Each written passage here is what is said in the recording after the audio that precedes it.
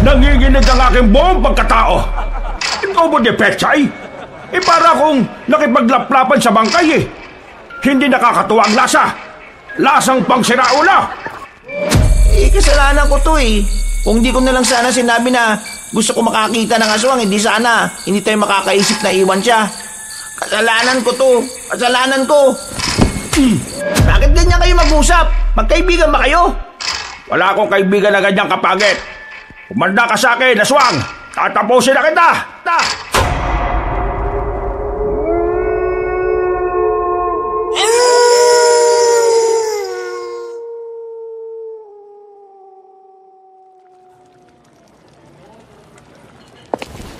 Bilisan mo naman magpakulo. Bayan, tagal-tagal. Matatapos na yung kabila, oh. Anong bilisan? Buwang ka ba? Ang hina ng apoy eh, oh. Paano ko bibilisan? Bakit kasi di na lang tayo sa di kahoy na lutuan nagluto eh? Ang hina ng gasol na yan. At saka, bakit ba kayo nagmamadali? Hindi naman ito paunahan eh. Pasarapan to ng luto. Abot mo nga sa akin yung mga Ricardo. Ano to? Ricardo, ano ba yan? Adobong baboy, may pechay? Ewan ko ba dyan kay Bejer? Nag-iimbento na naman. Masyado ng gasgas mga adobong nakikita natin dito. Kaya ito, gumawa ako ng trademark natin. Adobong baboy de pechay. Sira ulo ang putik. Ano magiging lasa niyan? Lasang adobong nilaga na sinigang? Wala naman akong ilalagay na pampaasim eh.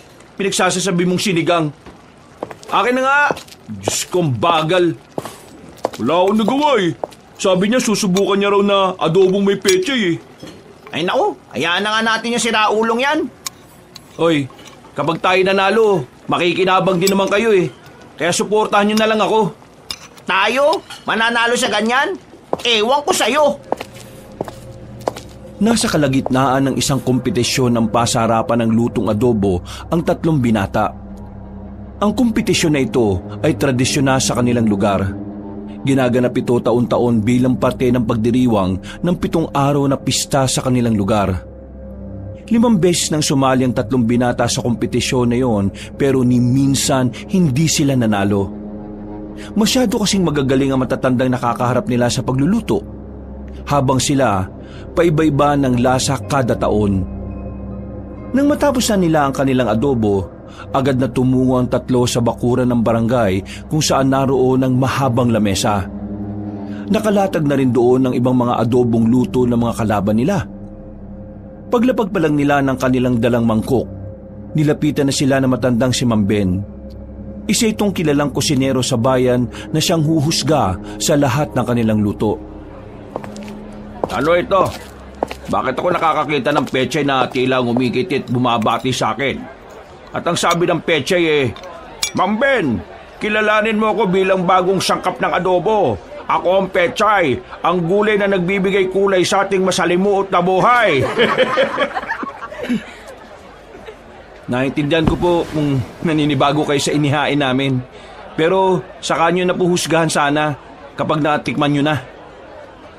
Naninibago talaga kami kasi taon-taon may bago kang hinahalo sa adobo eh. Nung unang taon sa pagsali mo, nilagyan mo ng mangga ang adobo. Maintindihan ko pa kung pinya eh. Pero nagtaka ako, saan mo nakuha yung ideya ng mangga? Sa pangalawang taon, nilagyan mo yung adobo ng singkamas. Medyo ayos lang kasi hindi naman nakaka-apekto ang singkamas sa lasa ng adobo eh. Sa madaling salita, walang kwenta ang singkamas. Kaya bakit nilagay mo pa? Tapos sa pangatlong taon, salip na toyo ang hihalo mo sa adobo, dugo ng baboy ang hinalo mo at nilagyan mo lang ng maraming asin. Kaya nang maluto na, nagbukas ang dinuguan na maalat. Tapos sa pang-4 na taon naman, nilagyan mo yung adobo ng kinadkad na nyog. Akala mo ba kahit nangingibabaw ang toyo hindi mo mapapansin ang tila makapal na hibla ng nyog na nagtatago sa mga karne? Hindi ako bulag, no? Nakita ko yon. At noong mga sandaling yun napayak na lang talaga ako Ang sabi ko, sa wakas, nakatikim na rin ako ng adobong buko sa kalad. Sira ulo ka ba talaga? Nagsalad ka sa adobo? At sa pang-5 taon ng pagsali nyo? Hindi ko ito makakalimutan. Buong buhay ko itong dadalhin. Alam mo ba kung bakit?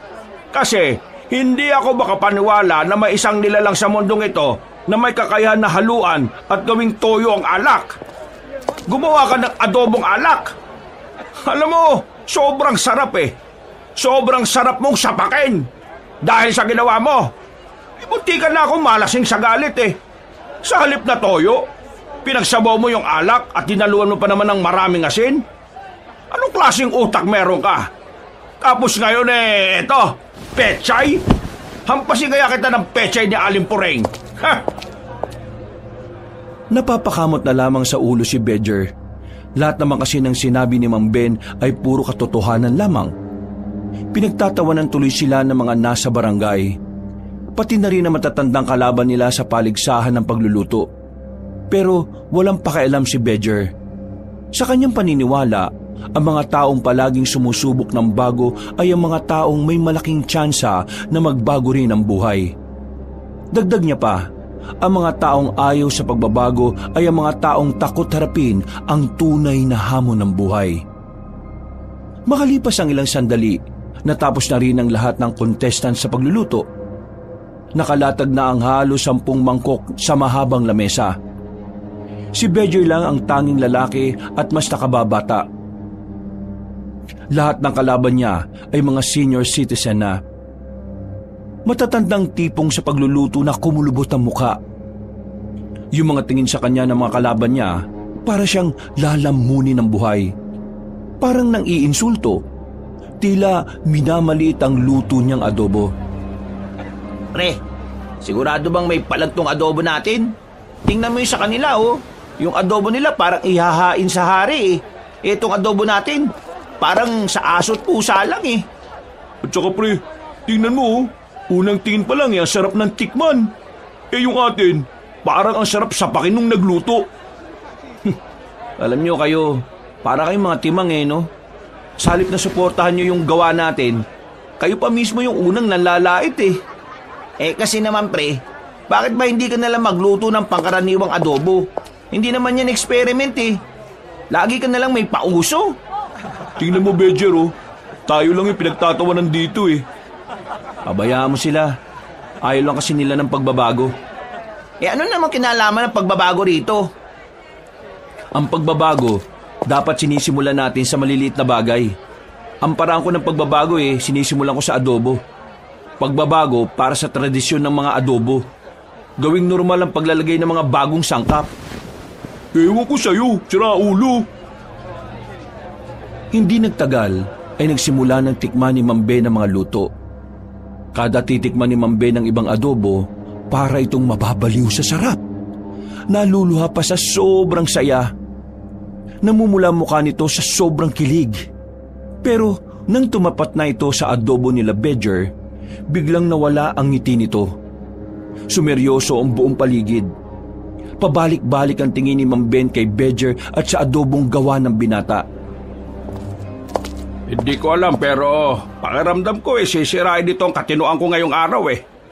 Pero dahil isa akong tagasunod ng sining ng pagluluto, handa kong igalang anuman ang resulta ng niluto mo. Ang hiling ko lang, ito sana ay gabayan ng Panginoon. Ang iyong adobo ay maging modelo ng kabataan. Mang Ben, adobo lang yan. Hindi yan parte ng pagkatao ko o ng iba pa. Ang dami niyong drama eh. Tikman nyo na kaya nang malaman nyo na yung pakiramdam na makalimot ng pangalan sa sobrang sarap. Eh kapag hindi ito masarap, ikaw ang kakalimutan ko. Nang hawakan na ni Mang Ben ang kutsara, nagsimula ng kumabog ang dibdib ni Bedger. Si Ingo at Franco naman ay napapayuko na lamang dahil sa hiya. Nang sumandok na si Mang Ben ng adobo, tila bumagal ang paligid. At tila ang tanging naririnig ni Bedger nung mga sandaling yon ay walang iba kundi ang tibok ng kanyang puso. Pero sa kabila ng kaba na nararamdaman, nasasabik siya kung ano ang magiging reaksyon ng huradong si Mang Ben. Kampante siya na ang adobo niyang yon ay ang mangingibabaw sa lahat. Hindi siya maaaring magkamali. Yun na ang pinakamasarap na adobong ginawa niya. Habang papalapit na ang kutsara sa bibig ni Mang Ben, nanlalaki ang mata ng mga naroon na parabang doon nakasalalay ang mood ng lahat. na parabang ang lasa ng adobo ni Bedger ang magliligtas sa sanlibutan. Nang matikman na ni Mang Ben ang adobo na niluto ni Bedger, sumilay ang malapad ng ngiti ng matandang lalaki. Napangiti na lang din si Bedger. Tila nagkaroon din ng pag-asa sa mukha ni Franco at Ingo, habang ang iba namang kasali sa kompetisyon ay kinakabahan. Aba, ngayon lang ako na nakatikim ng ganitong adobo ah. Sabi ko sa inyo magugustuhan niyo yung adobo ko. Ang tawag ko dyan ay adobo di pechay. Para kung dinilaan ng paa ni Satanas. Para kung humalik sa impyerno. Nanunot ang inis, galit at pagkamuhi. Nanginginig ang kalamlan ko. Nanginginig ang aking buong pagkatao. Adobo de pechay? Para kung nakipaglaplapan sa bangkay Hindi nakakatuwa ang lasa. Lasang pang siraulo.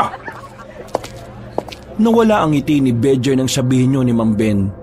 Buong akala kasi nila ay nagustuhan ng huradong si Ben ang luto niyang adobo. Tila gumuho ang kanilang mundo. Ang pagkasabik ni Bedger ay parang naglahong parang bula.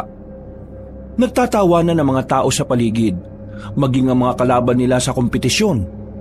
Napapakamot na lamang sa ulo si Bedger. Isa na namang kapalpakan ang nagawa niya sa larangan ng pagluluto. Ano bang pumasok sa isip mo, Bedger? Naniniwala kasi ako na ang pagbabago ay dapat inuugali ng tao. At ang pagbabago, pwede natin itong simulan sa maliit na bagay. Pwedeng simulan sa Bedger. Ang pagbabago ay hindi ginagawa sa lahat ng bagay at hindi ginagawa sa lahat ng sitwasyon. May mga parte lang ng buhay ng tao kung saan kailangan natin ng pagbabago. Pero may mga parte din naman na hindi natin to kailangan. May dalawang aspeto na mahirap baguhin sa lipunang ito. Una, mahirap baguhin ang mga bagay na nasanay na sa sirang sistema. Mga bagay na nilamon na ng kabulukan. Pangalawa, mahirap baguhin ang mga bagay na hindi na dapat binabago. Mga bagay na hindi na dapat binabago? Bakit mo kailangan baguhin ang isang bagay na wala namang problema? Kagaya na lang ng adobo na ginagawa natin. Kung iisipin mo iba-iba ang bersyon ng adobo na nakahain dito. Pero iisa pa rin ang diwa nito. Masarap. Hindi nila binago.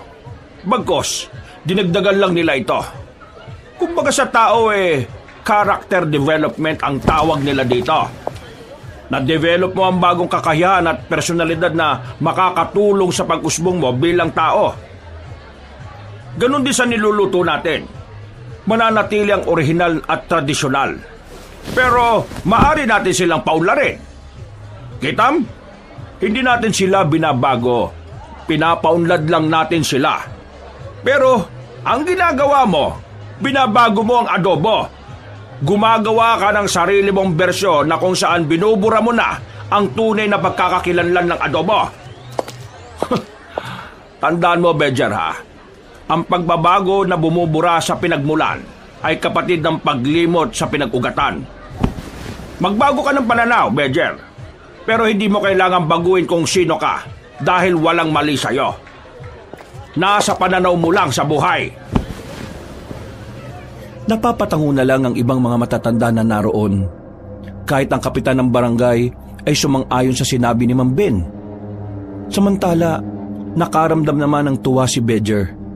Sa halip kasi na mapahiya na naman dahil sa adobo niya, meron pa siyang natutunan. Kaya hindi kita mapapatawad sa pagyurak sa imahe ng adobo.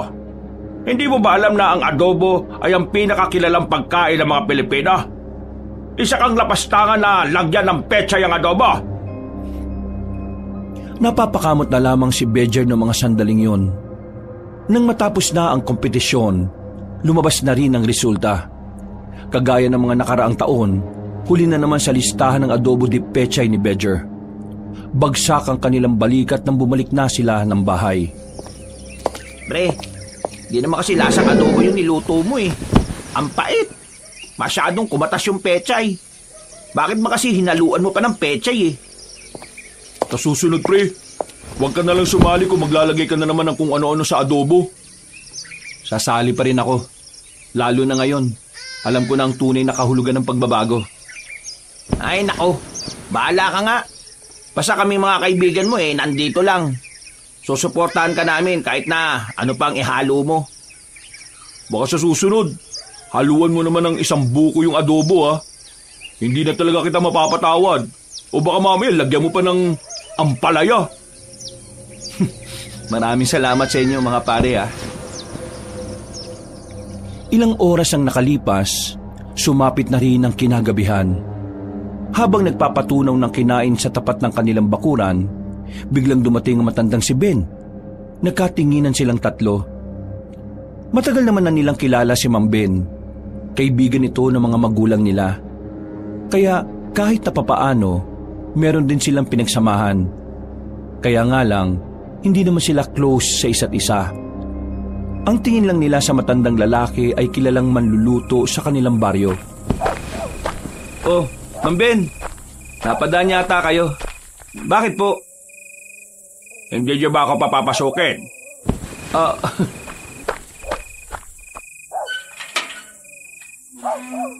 Sige ho, pasok po kayo. Pasensya na, Mang Ben ha.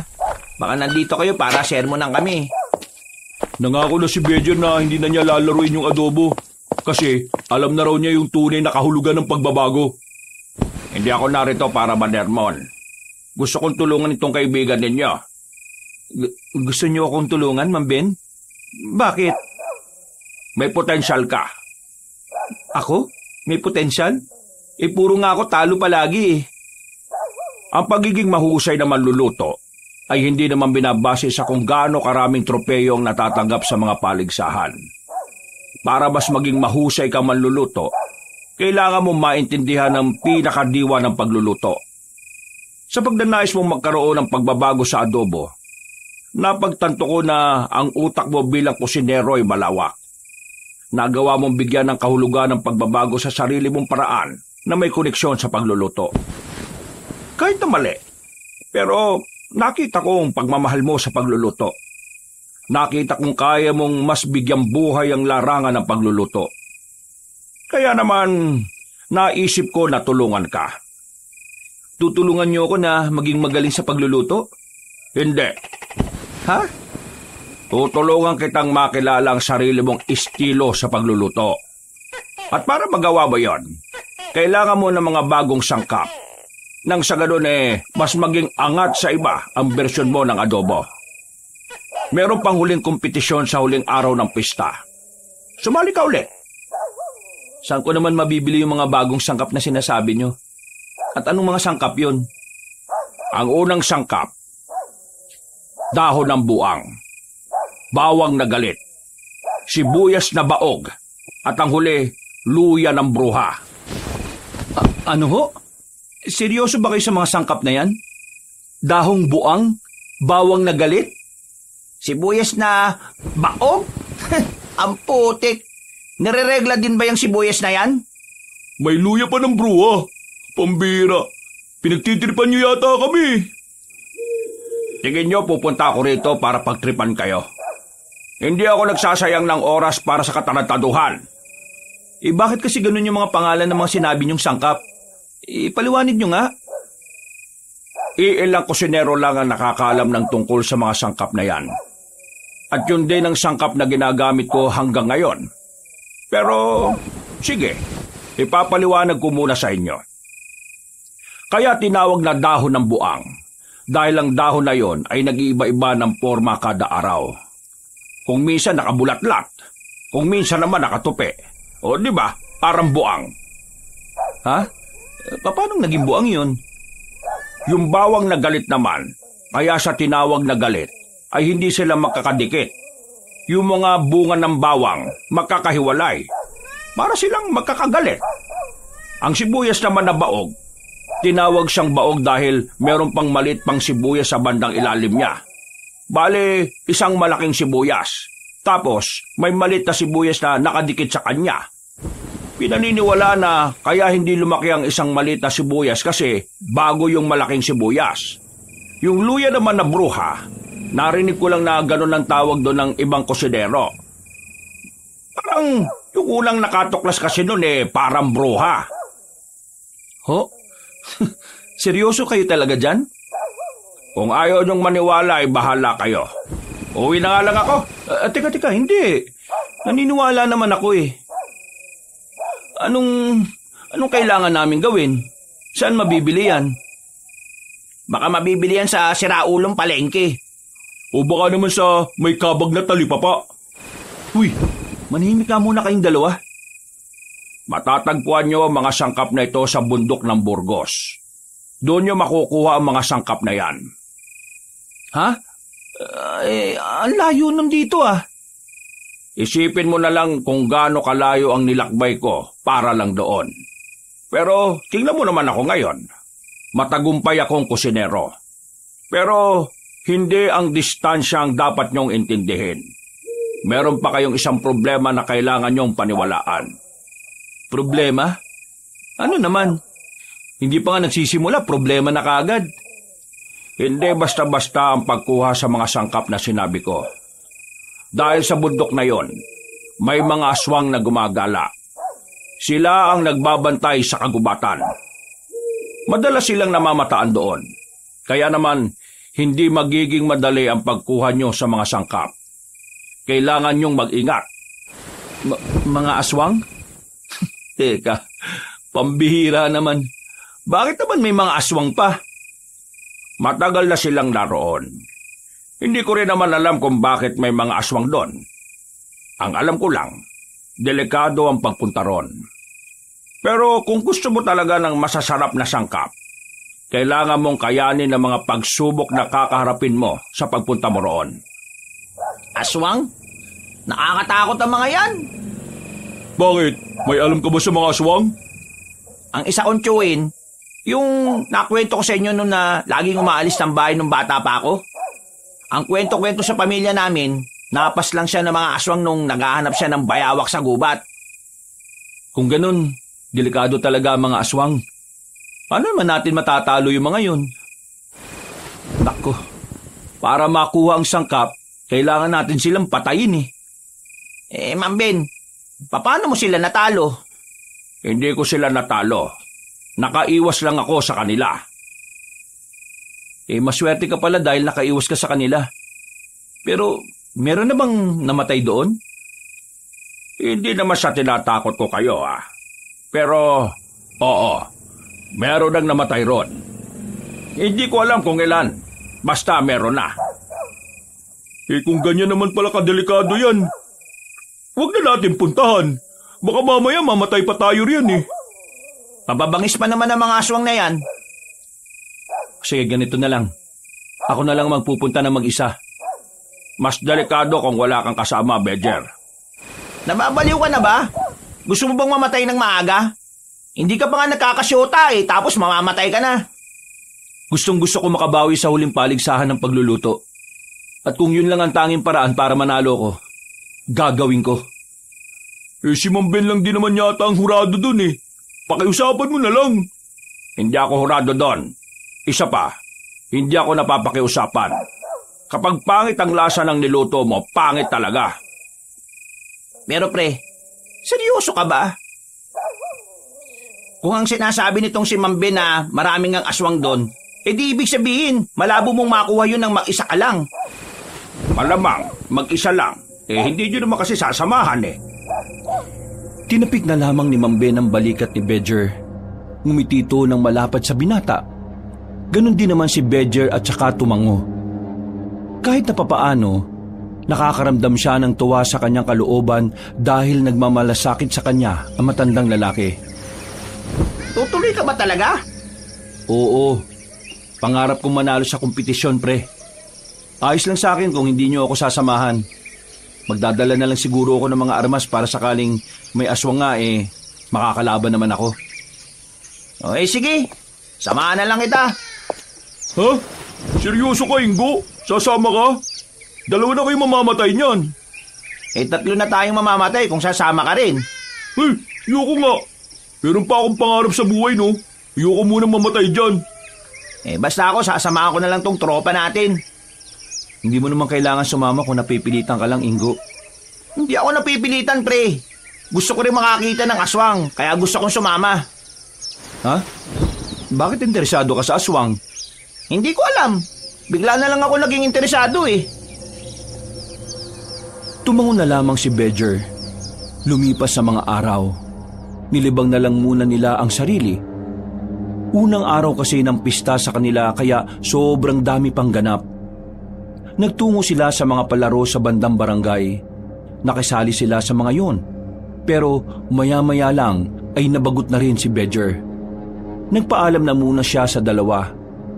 Umuwi siya ng kanilang bahay. Pagpasok niya sa silid, kinuha agad niya ang larawan na nakadikit sa dingding. Naroon sa larawan na yon ng kanyang ama at ina. Napapangiti na lang siya. Hindi na kasi niya alam kung ano ang nangyayari sa mga yon. Nasa elementarya pa lang kasi siya nang umalis ang kanyang mga magulang. Ang kanyang ina ay nagpunta ng Maynila para magtrabaho. Pero kalaunan ay nagkaroon ng bagong pamilya. Ang kanyang ina naman ay nasa ibang bansa. Pero mula noon ay wala na rin siyang nabalitaan tungkol doon. Kahit si Ma'am Ben na matagal ng kaibigan ng mga magulang niya ay wala ring alam. Ilang pista na ang dumaan pero wala pa rin kayo. Hindi ko alam kung kailan ko kayo makakasama ulit. Pero maghihintay pa rin ako. Humiga na lamang siya. Hindi niya inakalang makakatulog siya nung hapon na yon. Paggising niya ay madilim na ang paligid.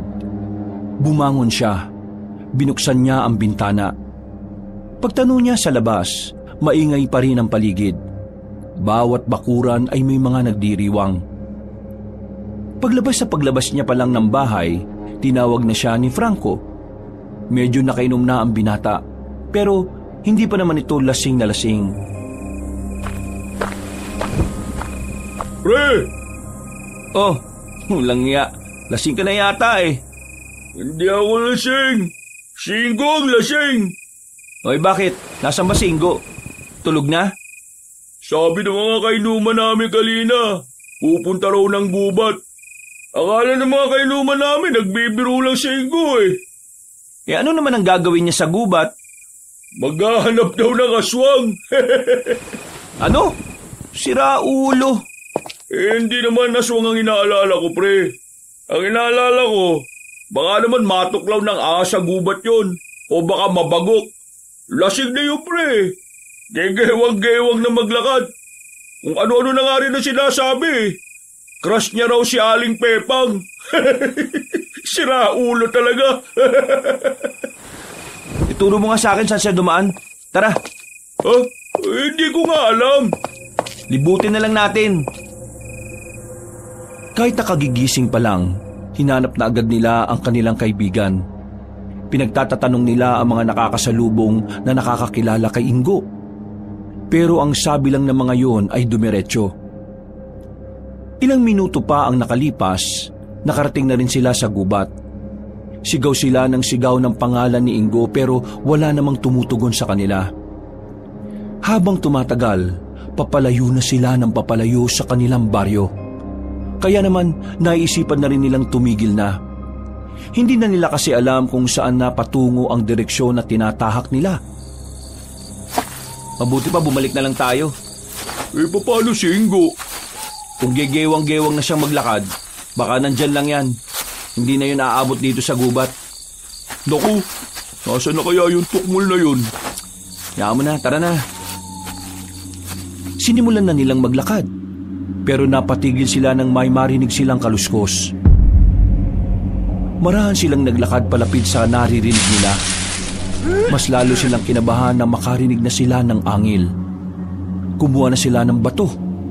Paghawi nila sa halamanan, bumungad sa kanila ang isang lalaki. Nakaupo at umiiri. Nang magulat ito dahil sa kanila, tumakbo ito kahit na hindi pa naitataas ang short. Wisit, tumatay lang pala. Astig tumae ah. Umaangil parang hayop. Akala ko nga aswang na eh. Ako nga rin eh. Handang-handa pa naman na sana ako. Ay nako, tara na nga. Wala na tayo mapapala rito. Matutuklaw pa tayo ng ahas dito eh. Binilisan na lamang nila ang kanilang paglalakad. Mga ilang sandali pa ay nakalabas na rin sila ng kagubatan. Pabalik na sila sa baryo nang mapansin nilang may nakahigang tao sa ilalim ng truck. Nang tingnan nila kung sino yon, nakilala nilang si Ingo ang naroon. Hinila nila ang lalaki. Patawa-tawa pa yun nang alalayan na nila itong maglakad. Oh, Aling Pepang, ikaw ang natatanging nilalang. Ang puso ko'y iyong binihag. Nang panahin mo ako'y hindi nakailag. O Aling Pepang, meron ka pa balang asim? Kaya ang puso kong ito ay gusto kang mapa sa akin. Huy, tarantadong pinagsasabi mo. Ganyan nga yan eh. Nung nakaraan si Aling Puring yung binabanggit niya. Ngayon naman si Aling Pepang. Dali na nga lang natin to sa bahay. Doon din muna kayo matulog. Ha? Oo, sige. Napapailing na lamang si Bedger ng mga sandaling yon. Pagdating nila sa bahay ay agad na pinahiga ni Bedger ang lalaki sa kanyang katre. Tulog namang kagad si Ingo. May problema ba yan? Bakit nagiinom to ng marami? Ewan ko dyan. Mukhang buang na yan. Bukas pag nauna kang magising, magluto ka na lang ng sabaw ha. Oo, sige. Bumalik na lamang sa tulog si Bedger.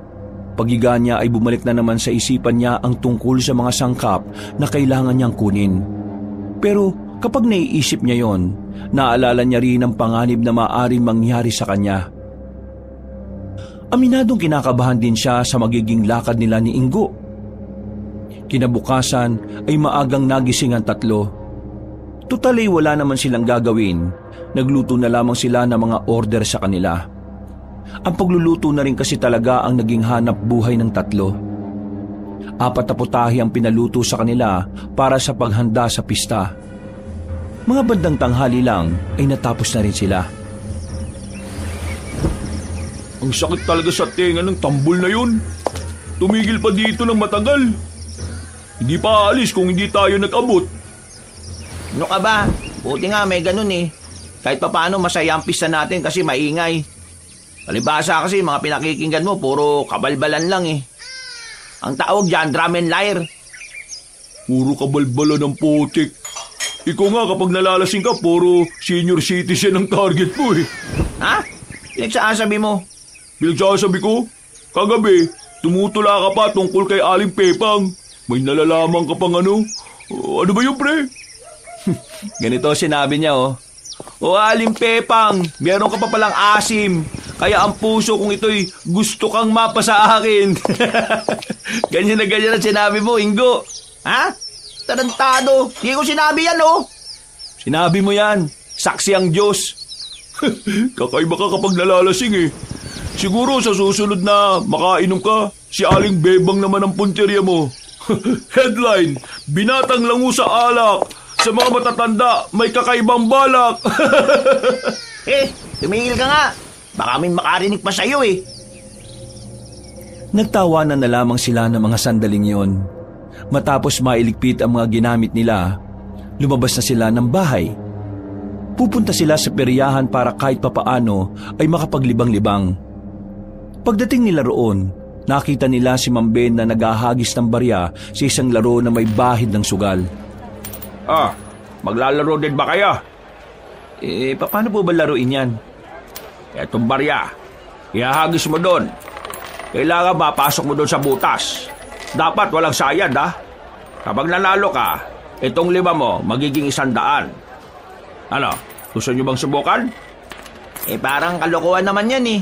Paano may papasok doon eh? Ang liit-liit naman ng butas. 5 piso lang naman eh. Tsaka libangan lang to. Kapag natapos na ang pista di wala na ito. Tara Ingo, subukan natin. O sige. Kami muna Ma'am Ben? Bakit? Napag-isipan mo na ba yung sinasabi ko sa iyo? Wala bang ibang paraan para makuha ng madali yung mga sangkap? Pasensya na pero wala eh. Lahat ng kakilala kong kusinero na nagpunta, kinailangan din nilang dumaan doon sa ganong senaryo.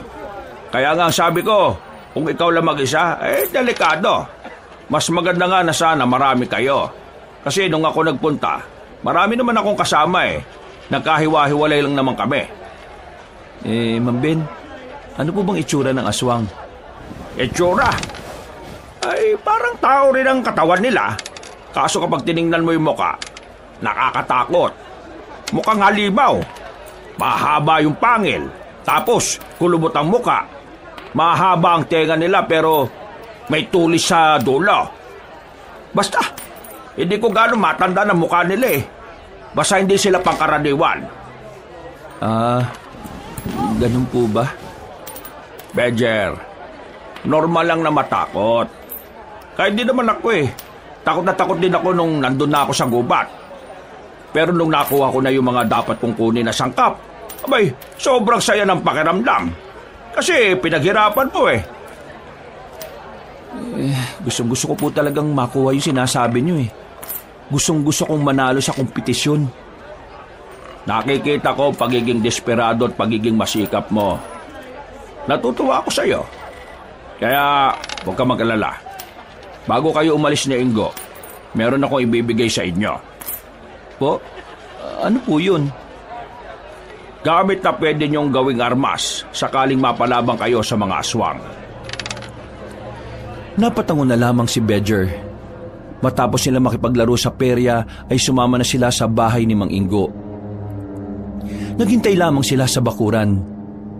Maya-maya pa, lumabas na rin ang matandang lalaki. May dala-dala na yung baul na medyo may kalakihan kaya kailangang tulungan ni Franco. Narito yung sandata at armas na dinala ko nung pumunta ako ron. Hindi ko naman talaga sila nagamit eh, pero baka kailanganin nyo. Buksan mo, Badger. Aba, mga itak ito ah. Tapos, isang revolver? Ano itong mga kwintas na to? Sabi nung pinagbilang ko, pangontra daw yan. Pero hindi naman yata effective yan eh. Dalhin mo na rin. Malay nyo, effective pala. Pre, ako na lang gagamit itong revolver. Bakit, marunong ka ba niyan? Oo, may baril si Papa dati eh. Wala nga lang bala. O sige, ayoko rin namang humawak niyan eh.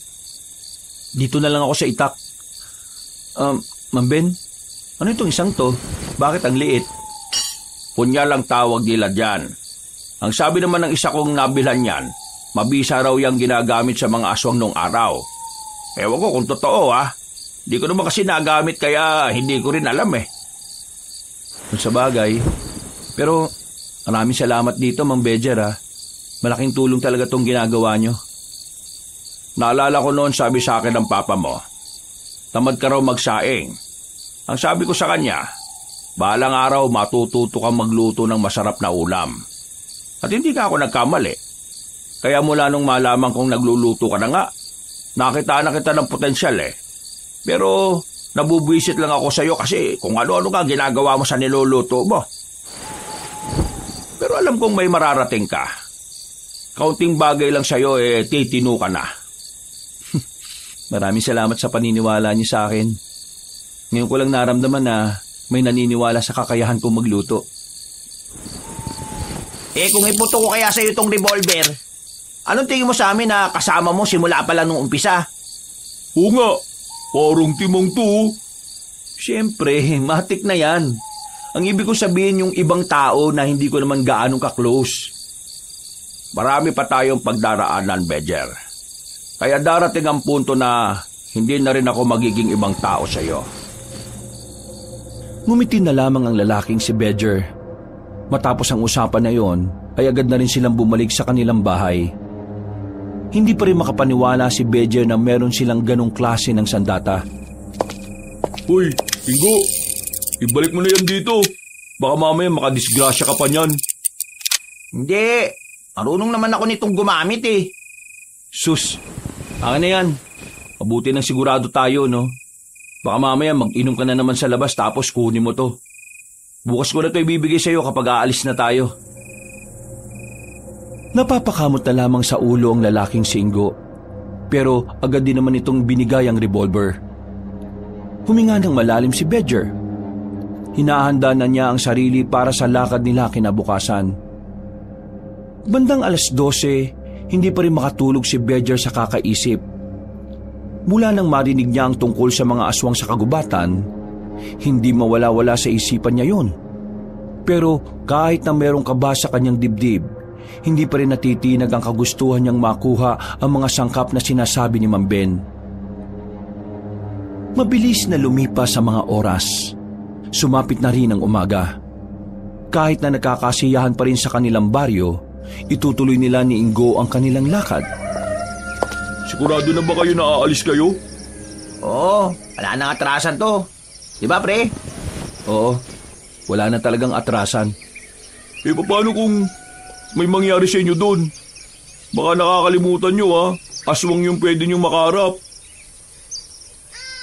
May mga dala naman kami sandata eh. At saka, kung si Mang Ben nga nakaligtas noon, sigurado naman na makakaligtas din kami ngayon. Total, hindi ka naman sa asama at araw ng linggo ngayon, magsimba ka na lang at ipagdasal mo na lang kami. Na sana, walang mangyari masama sa amin. O siya, sige na. Aalis na kami. Mahirap nang abutin pa kami ng gabi doon. Sabi ni Mang Ben mas maganda kung maliwanag pa marating na rin namin yung bundok ng Burgos. Teka, sumama na lang kaya ako.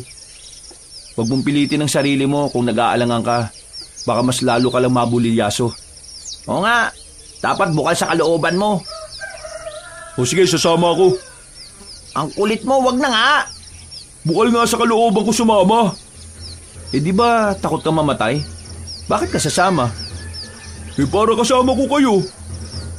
Ganon mo kami kamahal? Dapat na ba kaming umiyak? Mga buwang, tara na nga! Hindi na nila pinigilan pa ang lalaking si Franco.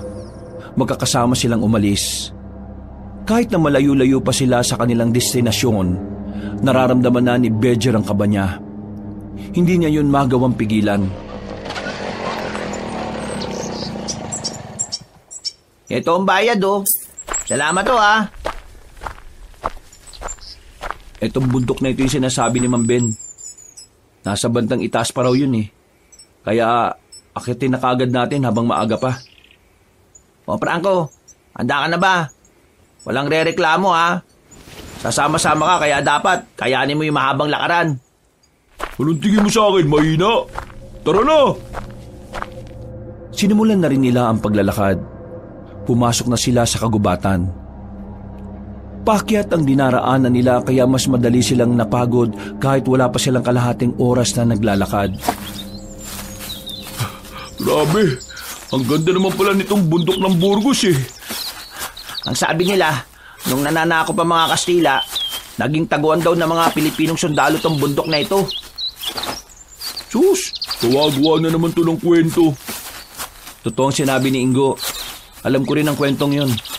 Ang sabi pa nga nila dahil daw sa bundok na ito, nagawa nilang talunin ng mga Kastila na di hamak na mas marami sa kanila. May mga bit-bit pa nga raw baril Siguro, natalo nila ang mga Kastila dahil na rin sa forma nitong bundok. Tingnan nyo, ang daming pwedeng pagtaguan. Kaya makasaysayan tong bundok na ito. Kaya nga nagulat ako sa sinabi ni Mang Ben na may mga aswang na gumagala rito Tingnan nyo mga pre parang ang peaceful naman dito Huwag kang makampante. Minsan kung ano yung tahimik yung pala yung delikado. Mismo, nakakabigay nga katahimikan Nang may marinig silang mga kaluskos sa taas ng puno ng sampalok ay napatigil sila sa kanilang paglalakad. Nakakatinginan ng tatlong magkakaibigan. Inilabas na ni Ingo ang revolver, habang dinukot naman na ni Bedger ang punyal sa tagiliran niya. Ano kaya yun? Alerto kayo May aswang na ba kapag maliwanag? Hindi naman sila napapaso sa sinag ng araw Kaya oo, meron. Marahan silang lumapit sa puno ng sampalok. Pagtingala nila, nagulat sila nang makita nila ang isang unggoy na naroon. Tumalon yun pababa. Nakatayo ang unggoy sa harapan nila na parabang naiintindihan kung ano ang ginagawa nila. Pero laking gulat nila nang may damputin ng unggoy. Patawa-tawa pa sila pero bigla na lamang silang binato ng sanga. Tinamaan si Franco sa muka. Nakailag naman si Ingo at Bedger. Pagkatapos mamato ng unggoy, ay agad na rin yung tumakbo paalis. Aray! Visit na unggoy yun ah! Habulin ko yun! Uy! Paawat ka! Unggoy lang yun eh. Mas masahol ka pa sa unggoy kapag pumatol ka sa unggoy. Di mo ba nakita ginawa sa akin? Binato niya ako eh. Franco, kalma. Ikaw yung mas may isip sa inyong dalawa. Papatulan mo pa ba yung unggoy? Yung sakit kaya? Hindi na lamang nila pinansin ang unggoy na yon at nagpatuloy na rin sila sa kanilang paglalakad. Makalipas ang halos 1 oras, nasa pusod na rin sila ng bundok ng Burgos. Noong mga oras na yon ay nakakita na sila ng mga halaman na kakaibang itsura. Mga halaman na hindi pa nila nakikita sa buong buhay nila. Tingnan niyo itong isang to, kakaibang halaman. Hula ko pangalan nito. O sige, ano? Pinamulang libag. Tingnan niyo kasi mapula pero mukhang malibag. Dami mo talagang alam kapag katarantaduhan eh, no? Nagtawanan na lang ang tatlo habang naglalakbay pa rin sila. Kaunting lakad pa nila, narating na rin nila ang Batis. Mukhang tahimik ang lugar na yon. Tanging mga huni lamang ng mga ibon ang maririnig. Unang tingin pa lang nila sa lugar, nakakaramdam na sila ng kaginhawaan. Pahinga na muna tayo dito. Kanina pa tayo naglalakad eh. Mamaya na tayo magpahinga kapag nakakuha na natin yung sangkap. Mahirap na kapag ginabi tayo. Mas maganda ngang gabihin tayo eh. Kasi sa gabi ko lang yata sila makikita. Sira ulo ka ba? Paano kung ikamatay natin? Kaya nga ako sumama dito para makita yung aswang, di ba? Di magpaiwan ka dito hanggang gabi. Di naman problema yun eh. Napapailing na lamang si Bedger.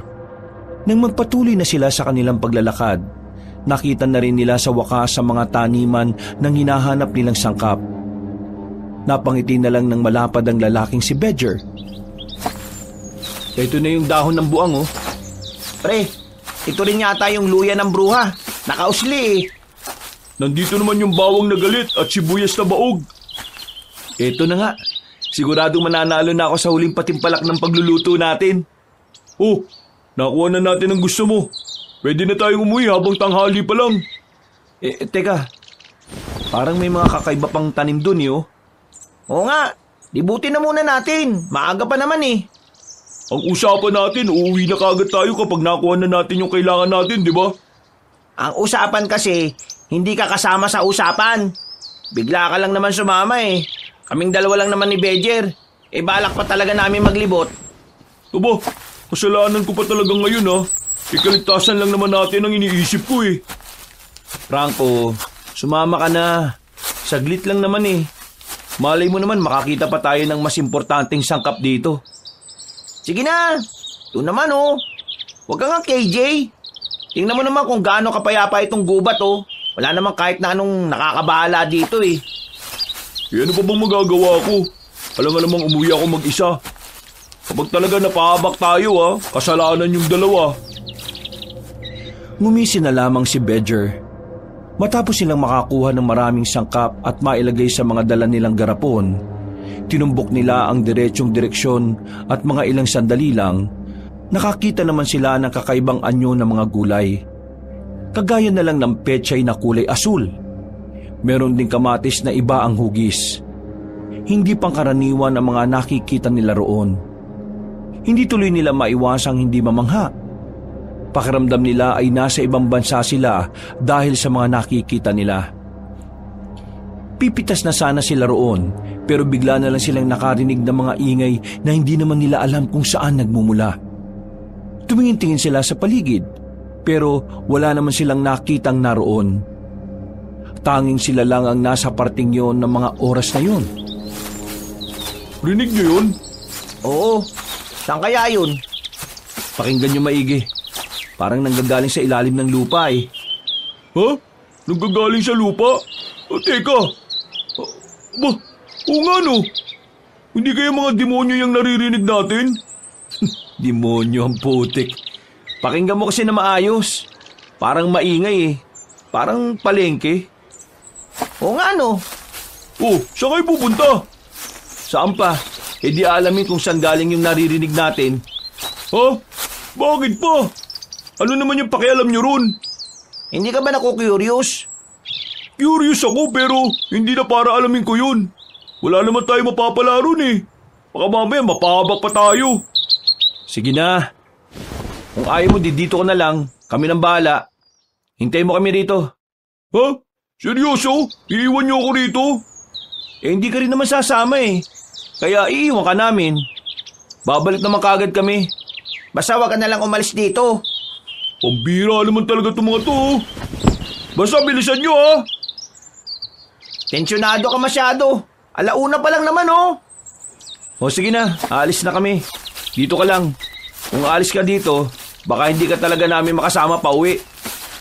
Bakit naman ako aalis dito? Ayoko umuwi mag-isa, no? Tinawanan na lang ni Bedger ang lalaki. Naglakad na sila ni Ingo para hanapin kung saan nagmumula ang naririnig nilang mga ingay. Nang medyo malayo na sila kay Franco, mas naririnig na nila ng malakas ang mga ingay. Sigurado silang nagmumula ngayon sa ilalim ng lupa. Kaya naman mas lalo silang naintriga para hanapin yon. Mga ilang sandali lang, may natanaw na rin silang ilang mga tao na naglalakad papunta sa iisang direksyon. Sa puntong ito, nakaramdam na sila ng kaba. Nagtataka silang dalawa kung bakit may mga tao sa ganung uri ng lugar. At base sa kanilang nakikita, para bang masaya at nagtatawanan pa ang mga yon. May isa pa nga silang nakitang humihimas ng tiyan. Pre, parang nanggaling sila sa kainan ah. Tingnan mo yung isa oh, mukhang busog na busog. Eh di ba, doon sila papunta? Eh dito sila galing eh. Baka nandun yung naririnig nating ingay. Eh di ba inala natin nasa ilalim ng lupa? Baka malay natin, underground pala. Underground? Eh, pwede rin. O ano, hanapin pa natin? Oo naman. Total, hindi ko naman yata makikita yung aswang eh. Kahit yun na lang. Maingan silang naglakad at ginawa nila ang kanilang makakaya para wala makakita sa kanila. Maya-maya lang ay natanaw na rin nila na may 2 tao na pumasok sa isang parang maliit na bangin. Nagkatinginan ng 2 lalaki. Nalilito at nagtataka. Para masagot ang mga katanungan sa kanilang utak, nagmamadali silang lumapit doon. Nakita nilang may lagusan pala roon pa ibaba. Nung una, nagdadalawang isip pa sila kung papasukin nila ang butas na yon. Pero dahil sa kurisidad na unti-unting lumalamon sa kanilang sistema, tuluyan na rin silang bumigay. Pumasok sila roon. Nakita nila sa ibaba ang hagdanan at meron ding ilaw roon. Napapalunok na lamang sila ng laway dahil sa kabang nararamdaman. Pero mas nangibabaw talaga ang pagnanais nilang malaman kung ano ang meron sa loob. Pagbaba nila ay agad nilang tinahak ang daan. Para silang nasa ilalim ng minahan. May lampara kasing nakadikit sa bawat pader. Pre, mukhang alanganin tayo dito ah. Baka mamaya meron tayong makasalubong. Eh wala tayong mapagtataguan. Kung ganun, magpanggap na lang tayo na lagi tayo nagpupunta rito. Wala rin naman tayong gagawing masama eh. Kakasabi lang nila pero bigla na lang may nakakita sa kanila. Nakasalubong nilang 3 lalaki na marumi ang damit. Nakatingin sa kanila ng seryoso at parang inaalam kung sino sila at saan sila galing. Hindi nakapagsalita ang 2. Kinakabahan, tensyonado. Pakiramdam nila ay lalagnatin sila dahil sa kaba. Umiling-iling lang ang 3 lalaki at naglakad na rin paalis. O di ba? Wala silang pakialam. Kung ganon, ibig sabihin, wala namang illegal na nangyayari rito. Baka may sikretong kainan lang dito. Eh di bilisan na natin. Medyo nasasabik pa ang 2 nang bilisan na nila ang kanilang paglalakad. Medyo namamangha sila sa kanilang nadadaanan. Para kasi silang nasa hotel na ang tema ay sa ilalim ng lupa. May mga nadaanan silang mga silid na kung saan merong nagiinuman sa loob. May iba pa ring silid na may mga pinto at may numero pang nakadikit. Palagay ng 2, ang mga silid na yon ay parang pahingahan ng mga guest. Anip, may ganito palang lugar dito sa bundok ng Burgos ano? Kaya nga eh, hindi ko rin inakala na may ganito pala. Alam kaya ni Ma'am Bento? Tingin ko hindi. Kasi kung alam niya, baka ito yung una niyang sinabi sa atin. Kung sa bagay, may tama ka naman. O tara, hanapin natin yung sinasabi ng mga nakakasalubong natin na kainan. Mukhang masarap dun eh. Oo, nagugutom na rin ako eh. May dala naman akong pera dito. Parang mga batang nasasabik ang dalawa. Wala silang pakialam sa lugar na kinalalagyan nila. Ang tanging nasa isip lamang nila ay matagpuan ang sinasabing restaurant. Base kasi sa mga naririnig nilang usap-usapan doon, wala raw katulad ang mga pagkain doon. Isa pa, kaya gustong makarating ni Bejer doon ay dahil gusto niyang makausap ang nagluluto roon. Gusto niyang makakuha ng mga bagong taktika sa pagluluto. Hindi nagtagal, nakita na rin nila ang kainan. Maraming tao sa loob. Halos magsiksika na. Kaya hindi nila alam kung paano sila roon kakain. Papasok pa lamang sila ay hinarang na sila ng isang magandang babae. Meron pa itong apron. Kaya agad nilang naisip na baka taga-kusina ang babaeng yon. Bawal kayo sa loob. Sumunod kayo sa akin. Miss, kakain sana kami. Bakit kami bawal? Oo nga, miss. Ang hirap kaya hanapin ang lugar na ito. Bawal kayo sa loob. Sumunod kayo sa akin. Ha? Bakit naman? Sumunod kayo sa akin kung ayaw niyo mapahamak. Miss, pinagbabantaan mo ba kami? Hindi. Pero kailangan niyong umalis dito. Sumunod kayo sa akin. Sasabihin ko ang dahilan. Bakit kasi di mo pa sabihin dito? Hindi to pwedeng marinig ng iba. Susunod ba kayo o hindi na kayo makakalabas dito? O sige pre, sundan na lang natin. Basta miss, sabihin mo sa amin kung bakit ha. Hindi na nagsalita ang babae. Nagmamadali itong naglakad at napapaisip tuloy ang dalawa kung ano ang nangyayari. Dinala sila ng babae sa isang silid na tanging trapal lang ang nagsisilbing takip sa pintuan. Pasilip-silip pa ang babae sa labas. Hindi kayo dapat nandito. Hindi nyo alam kung anong pinasukan nyo. Magpapakamatay na ba kayo? Ha? Hindi ah. Kaya lang naman kami narito kasi narinig namin yung ingay mula rito hanggang sa taas. Kaya ayun. Tapos nalaman namin na meron pala masarap na kainan dito. Miss, sino ka ba? Bakit mo ba kami pinagbabawalan? Hindi na mahalaga kung sino ako. Ang mahalaga umalis na kayo dito. Bakit nga? Ano bang problema? Mukha ba kaming magnanakaw? Mukha ba kaming kampo ng kadiliman? Kakain lang kami, may pambayad naman kami. Dahil ang lugar na ito ay hindi para sa mga tao. Para ito sa mga aswang. Ang lahat ng nakikita nyo kanina ay mga aswang. Mga aswang ang kumakain sa restaurant na nandito sa ilalim ng lupang ito. At kung hindi kayo aalis dito, malalaman at malalaman nila na tao kayo. Ha? Anong aswang pinagsasasabi mo, miss? Nakakasalubong nga lang namin yung mga tao dito eh. Hindi naman nila kami pinapansin. Oo nga. Kung aswang sila di dapat alam kagad nila na tao kami. Dapat kakainin na nila kagad kami. Tingnan mo nga nakarating pa kami rito at nasa harapan mo pa. Ang mga aswang dito ay walang mga pang-amoy. Kaya hindi talaga nila malalaman na tao kayo sa isang tingin lang. Pero mamaya, kapag nagtagal pa kayo rito, madali na lang nila matutukoy kung ano kayo. Hindi kayo pwedeng magtagal sa paningin nila dahil malalaman nila ang mga palatandaan ng isang tao. Teka. Sige, sabihin na nga natin na mga aswang ang narito. Di aswang ka rin. Hindi ako aswang. Hindi nga. Kasasabi mo lang na mga aswang ang mga nandito eh. Mahabang kwento. Basta, maniwala na lang kayo. Hindi ako aswang. Sila ang mga aswang. Lahat na nandito maliban sa akin at sa dalawa ko pang mga kasama sa restaurant. Hindi kami mga aswang. Sinasabi mo ba na pinaglulutuan nyo lang yung mga aswang? Mismo.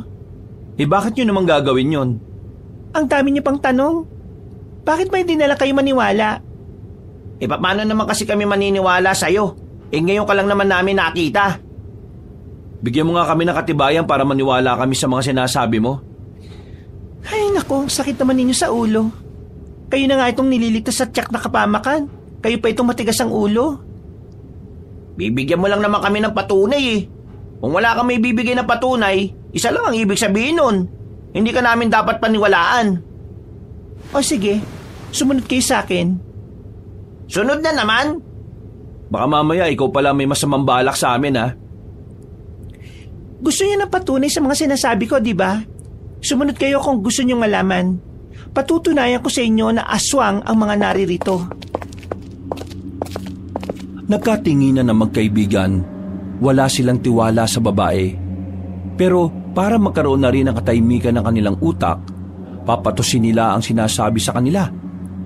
Sinundan na naman nila ang babae. Lumabas sila sa silid na yon at nagtungo sa panibagong silid. Pero sa pagkakataong ito, mas malaki ang silid na naroon. At pagpasok pa lang nila, umaalingasaw na ang amoy. Meron silang naaamoy na talaga namang nakakapagpasakit ng kanilang ilong at ulo. Walang ya. Bakit ganito amoy rito? Parang mundo ng utot to ah. Miss, ano ba itong mga pinasukan natin? At saka, ano yung mga nakatakip? Yung mga nakatakip na yan ang nagpapatunay na totoo mga sinasabi ko. Lumapit ang babae roon. Pagtanggal ng babae ng malaking tela na nagtatakip sa mga malalaking garapon, nanlaki ang mga mata ng dalawang lalaki sa kanilang nakita. Tagaktak ang kanilang pawis dahil sa kaba. Hindi nila malaman kung ano ang kanilang mararamdaman.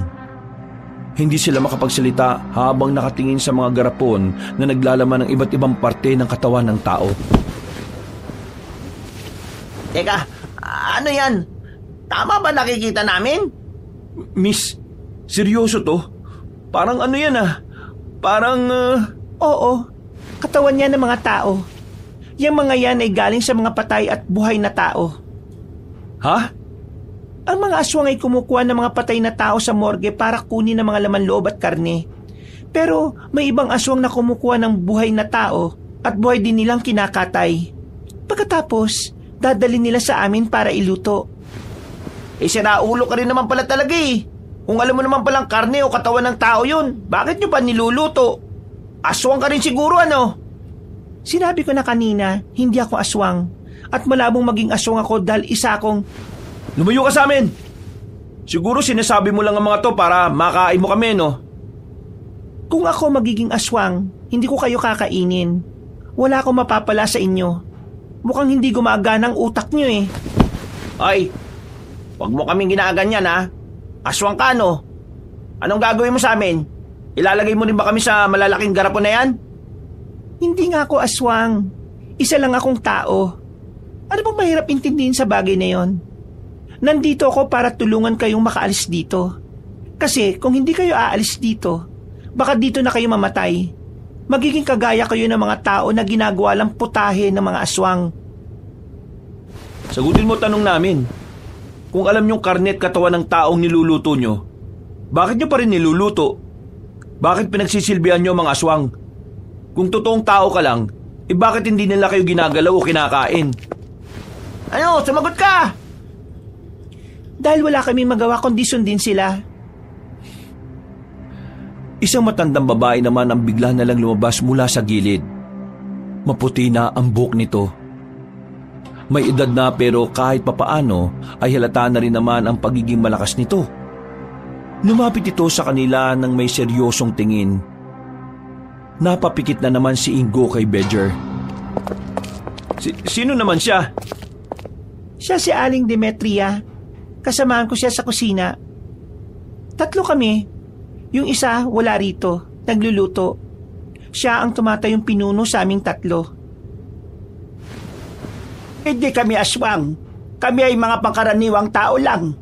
Mga albularya na binihag na mga aswang para magsilbi sa kanila.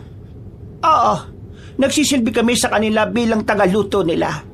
Hindi dahil gusto namin, kundi dahil wala na kaming magagawa kundi sumunod. Sapagkat hawak nila ang pamilya namin.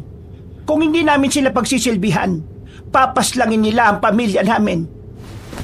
2 taon na kaming narito. Hindi kami makaalis. Dahil kapag ginawa namin yon, Hindi lang kami mapapahamak.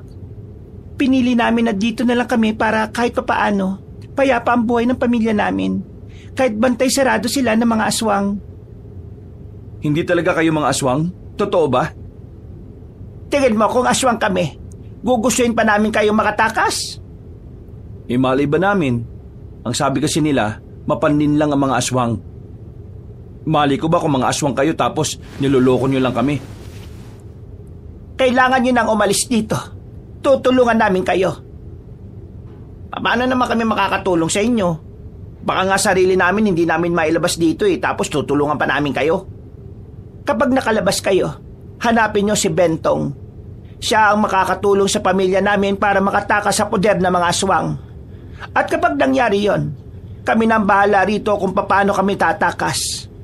Kailangan lang naming malaman kung nasa ligtas na ba ang pamilya namin o hindi. Pambihira naman. Sino naman yung Bentong na yun? Magaling siyang magluto. Malapit lang din siya sa mga baryo-baryong magkakadikit. Basta, kasing idaran siya. Isa rin siyang albularyo. Kailangan niyo siyang mahanap. Kung hindi, baka mawalan na rin kami ng pagkakataon na tapusin ang kasamaan nitong mga aswang na ito. Bakit? Ano naman ang magagawa niyo para talunin sila? Kagaya nga ng sinabi ko, albularyo kaming tatlo. May mga kakayahan kami makagawa ng mga ritual na siyang magiging sandata namin para pahinain ang puwersa ng mga aswang. Kaya nga umalis na kayo habang hindi pa nila kayo naaamoy. Samantalahin ninyo ang pagkakataon na hindi gumagana ang pang-amoy nila. Sige na, umalis na kayo. Paano nga kami lalabas? Kung papaano kayo pumasok dito ay ganun lang. Kumilos lang kayo ng normal. Hindi naman nila agad malalaman na tao kayo. Huwag lang kayo magpapalata. Huwag kayo magbibigay ng dahilan para maghinala sila. Ano palang pangalan nyo? Ako si Aling Demetria. Ito namang dalawang ito ay si Valeria. At ang isa naman namin kasama na wala rito ay si Isabella. Kasing idaran lang din siya. O sige po, aalis na po kami rito. Maraming salamat sa mga sinabi nyo. Naliwanagan na po kami. At pasensya na rin sa mga nasabi namin. Mga iho, alam kong hindi nyo naman kami kilala. Pero sana, matulungan nyo pa rin kami. Wala na kaming ibang maaasahan. Kayo na lang talaga. Tumangon na lamang si Bedger. Paglabas nila ng silid na yon, may nakasalubong agad silang mga aswang. Tumingin lang sila sa kanila. Tiningnan lang din naman nila. Hindi sila pinansin kaya nagpatuloy lang sila sa paglalakad. Bawat makakasalubong nila ay nagdudulot sa kanila ng matinding kaba. Pinagpapawisan na sila ng malala. Ang kanilang palad ay namamasa na rin. Nakayuko na rin silang naglakad. Binilisan nila ang kanilang paglalakad.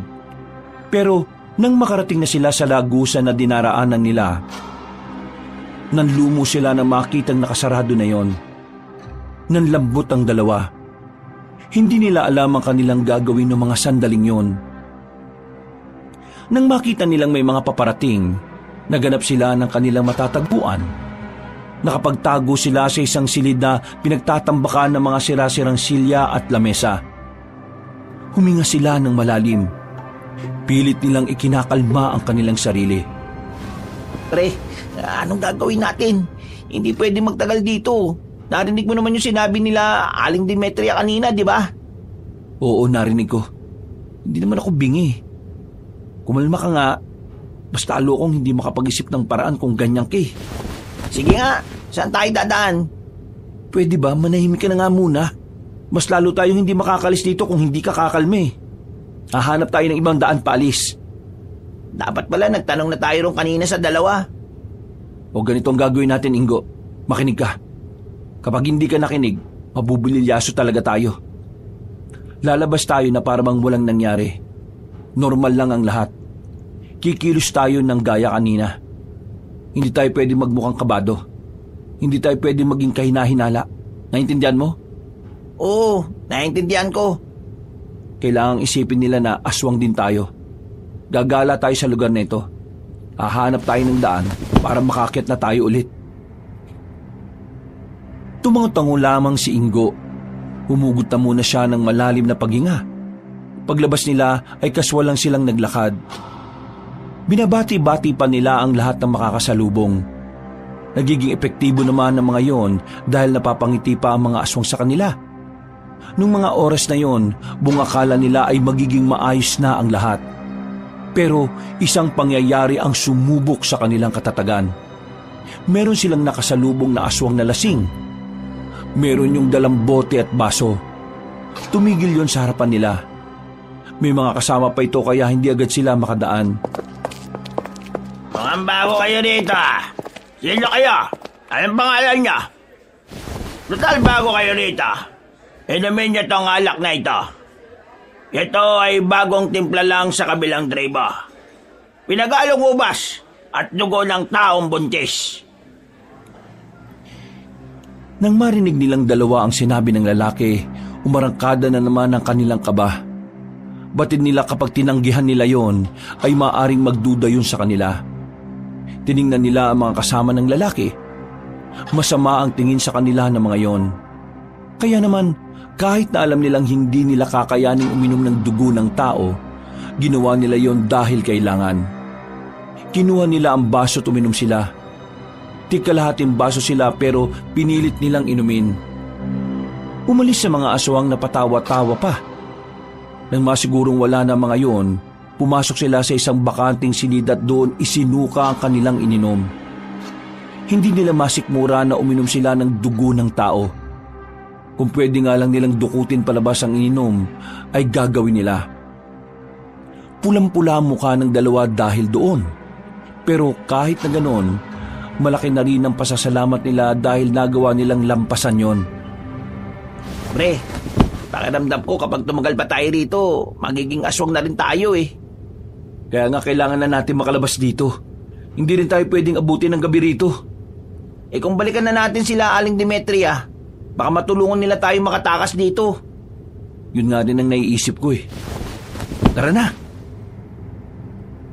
Nang mahimasmasan na ang dalawa, hinanap na nila ulit ang tinatawag na restaurant ng mga aswang.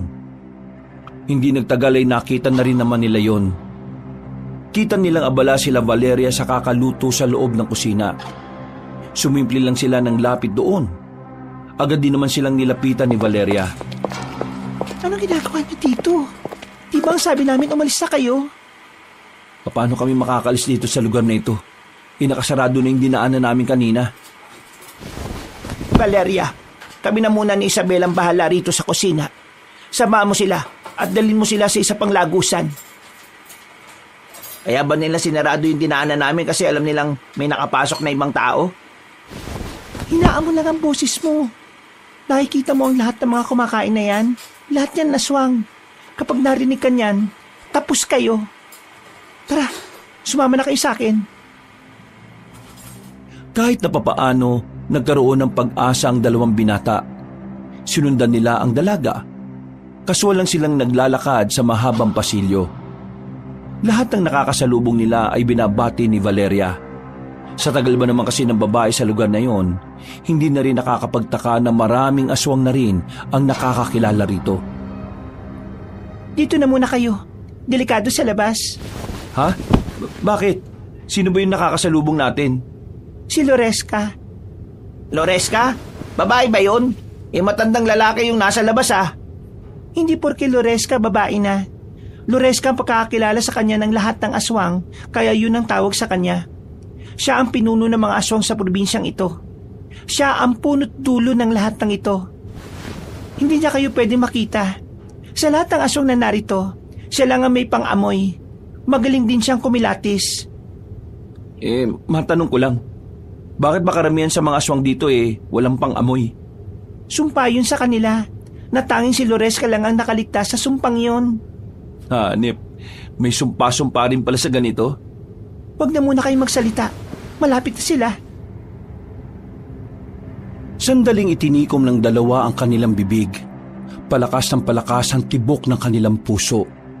Pakiramdam nila ay nakasilip sila sa impyerno na anumang gawin nilang pagkakamali maaring ikapahamak nilang tatlo. Hindi sila makalabas sa kinalalagyan nila. Masyadong mahirap isugal ang sandaling yun para sa kanila. Ayon kasi kay Valeria, hindi sila makakalabas hanggat hindi nakakaalis ng underground ang matandang si Loresca. Malakas daw kasi talaga ang pangamoy at baka rin may ibang magduda dahil hindi nga pamilyar ang mukha ng dalawang binata. Hindi pa ba tayo lalabas? Magtatatlong oras na tayo dito. Mag-aalas 5 na Hindi kami pwedeng gabihin. Mamili ka. Mananatili ka rito kahit gumabi o lalabas ka kagad kasi may posibilidad na mahuli kayo ng mga aswang. Nandito pa si Loresca. Hayaan na muna natin siyang umalis bago kayo lumabas. Anong oras naman ba siya aalis? May kasama kasi kaming naghihintay sa amin eh. Hindi makakawi hanggat wala kami. Baka ano pa mangyari sa kanya sa gubat kapag kumagat na ang dilim. Hindi ko rin alam. Hindi naman pare-pareho.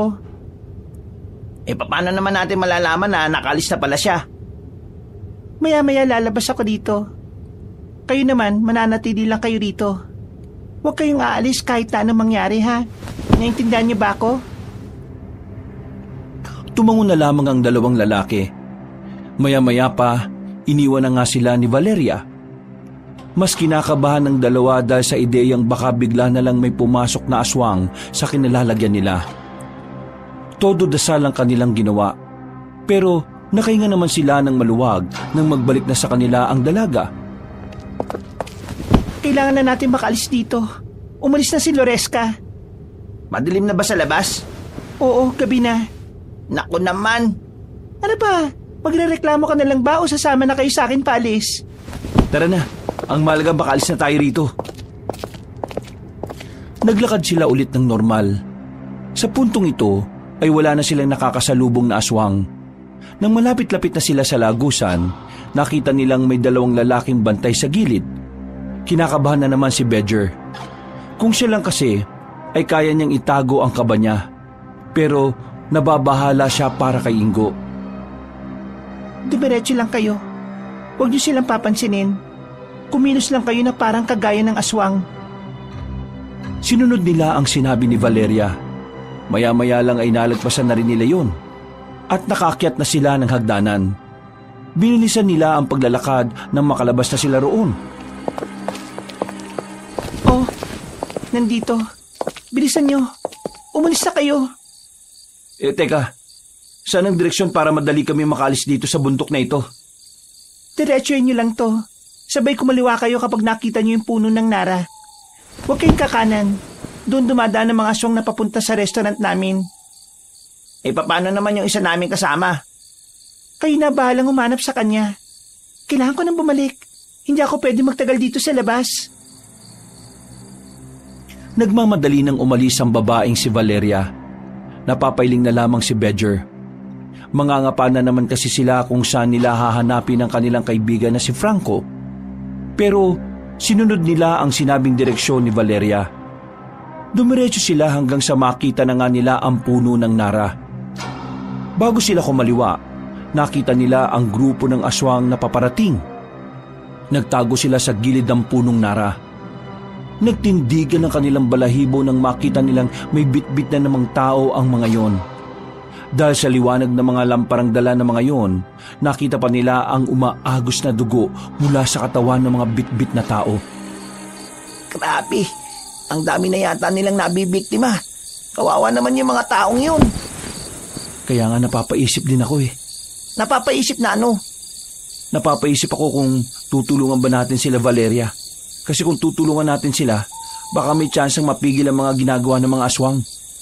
Saan na natin pag-usapan yan? Ang unahin natin, paano natin mahanap si Franco? Kapag may nangyaring masama sa isang yun, siguradong kasalanan natin. Bilisan mo, pre.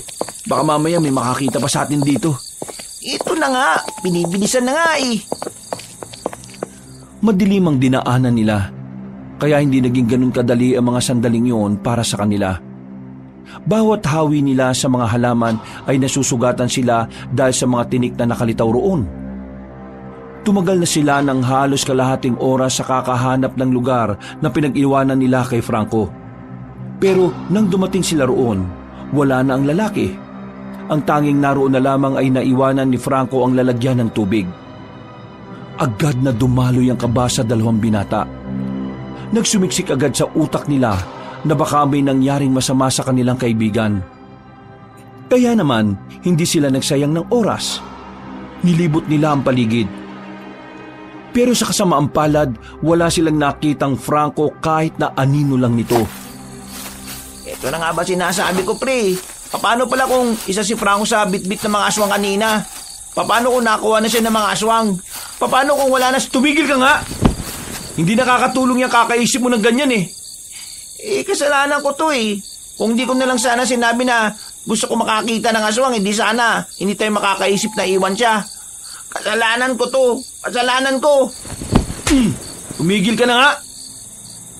Sinampal ni Bedja ng malakas si Ingo. Sa ginawa niyang yon ay tila naalog ang utak nito.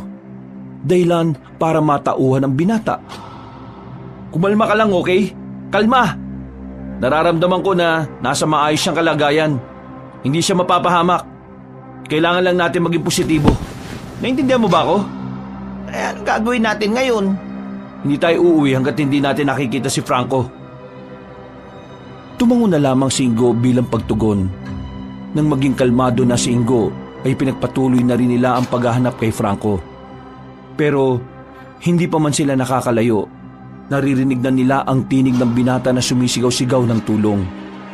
Ilang sandali pang nabangga sila nito. Nagkauntugan si Bedger at Franco. Malakas ang pagkakauntog kaya hindi agad sila nakatayo. Rico, ano ba? Saan ka ba nagpunta? Bakit ka ba tumatakbo? Pre, kailangan na natin makalis dito, pre. Hinahabol na ako ng mga aswang. Lintik na yan. O sige, takbo na! Kahit na nahihilo pa, pinilit ni Bedger na makatakbo. Ilang metro pa lang ang natatakbo nila nang marinig na nila ang mga angil ng aswang. Marami ding kaluskos at yabag ng mga paa sa paligid. Noong mga sandaling yon, kinakain na naman sila ng matinding kaba. Kahit si Bedger na sinusubukan maging kalmado ay naging tensyonado na rin. Visit, nakatakas nga tayo sa loob. Dito naman sa labas may mga humahabol sa atin. Nagtago sila sa likuran ng mataas na halamanan. Hingal na hingal ang tatlo sa kakatakbo. Ni hindi na nga rin nila maramdaman ang mga gasgas sa binti at paa nila. Tahimik ang paligid. Biglang hindi na nila narinig ang aswang na humahabol sa kanila. Bagay na mas lalo nilang ikinabahala. Ano ba nangyari? Sabi namin hintayin mo kami dun eh. Bakit nawala ka? Baliw ka ba? Malamang aalis ako dun. Kahit sino naman na makakita ng mga taong may bitbit na bangkay, talagang tatakbo ka eh. Tapos, narinig ko pa na kakainin nila yon. Kayo kasi ang visit eh. Naghintay ako dun hanggang dumilim. Tapos, ngayon lang kayo bumalik. Ano ba nangyari sa inyo? Muntikan na rin kami sa loob. Yung naririnig kasi natin sa ilalim ng lupa, lungga pala ng mga aswang. Maraming aswang doon kasi meron silang restaurant na kung saan puro aswang lang ang kumakain doon. Alam mo kung anong nakakawindang? 3 normal na taong kusinera nila doon. Ha? Ang labo ah. Biyag ng mga aswang yung pamilya ng 3 kusinera. Wala silang magawa kundi magsilbi sa mga aswang na yun. Kasi kung hindi, mamamatay ang pamilya nila. Jesus, pambirang buhay to. May ganyan na palang nangyayari. Kung isumbong na natin to sa mga pulis. Tingin mo maniniwala sa yung mga pulis. At delikado yung naiisip mo ha. Kasi kanina narinig ko may ibang aswang din na pulis. Paano kung sila yung mapagsumbungan natin? Di todas tayo. Sa isang tao lang tayo magsusumbong at hihingi ng tulong. Kay Bentong. Bentong? Sino naman yung siraulo na yun? Sabi ng isa sa mga kusinera, albularyo daw si Bentong. May alam sa aswang. Kaya matutulungan niya tayo mapalaya yung 3 kusinera. Kasi itong 3 kusinera ay mga albularya din. May kaalaman daw ang mga yon sa mga ritual na magpapahina sa mga aswang. Ay naku, sumasakit ang ulo ko sa inyo. Ang daming ganap. Ganyan talaga kapag mahina utak. Nasakit ang ulo. Bigwasan kaya kita dyan para malaman natin kung malakas ang dibdib mo. Huy, tama na yan. Hindi yan makakatulong sa atin, no? Anong plano mo ngayon? Malamang, uuwi tayo. Pag uwi natin, hahanapin natin yung Bentong. Saan naman natin hahanapin yun? Hindi ko rin alam. Basta doon na lang natin pag-usapan. Isipin na muna natin kung paano tayo makakalis dito. Huminga ng malalim si Badger. Pinasadahan niya ng tingin ng madilim na paligid. Nakikiramdam sila. Makalipas ang ilang minuto, naglakas loob na rin silang umalis doon. Kinailangan nilang maglakad dahil maaari silang makalika ng ingay kung tatakbo sila. Hindi pa sila nakakalayo, pero biglang narinig na naman nila ang hangin ng mga aswang. Kanya-kanya na silang tago sa gilid. Napahiwalay sa kanila si Ingo. Maya-maya pa, nakita na lang nila na dumaan na ang mga aswang. Mabuti na lamang na walang pang-amoy ang mga yon, kaya nahirapan silang matagpuan ng mga aswang. Nang makalagpas na ang mga aswang, tumakbo na sila paalis. Ang kaso nga lang, sa hindi inaasahang pagkakataon, sumabit pa ang short ni Franco sa nakausling sanga. Dahil doon, nakagawa siya ng ingay. Ang tanga mo naman, pre. Nakakainis ka naman. Yung dilim-dilim eh. Hindi ko naman nakita. Ubarin mo na yan, bilisan mo. Ano ba rin? Mahal bili ko rito. Mahirap tanggalin. Ubarin mo na yan, pambira ka naman oh. Dahil walang balak si Franco na hubarin ng short na yon, ay si Ingo at Badger na lamang mismong nag-alis nun. Agad silang tumakbo habang hawak-hawak ni Franco ang brief nito dahil maluwag ang garter. Mga buwisit kayo. Hindi ako makatakbo na maayos eh. Eh bakit ba kasi ang luwag-luwag ng brief mo? Mamili ka. Tatakbo ka ng ganyan o mahuli ka ng mga aswang. Aray! Oh, ano nangyari? Dumiretso lang kayo. Okay lang ako. Palakas ng palakas sa mga angil ng mga aswang ng mga sandaling yon. Kaya naman pinilit na rin makatakbo ni Badger kahit na meron siyang natapakang matulis na bagay.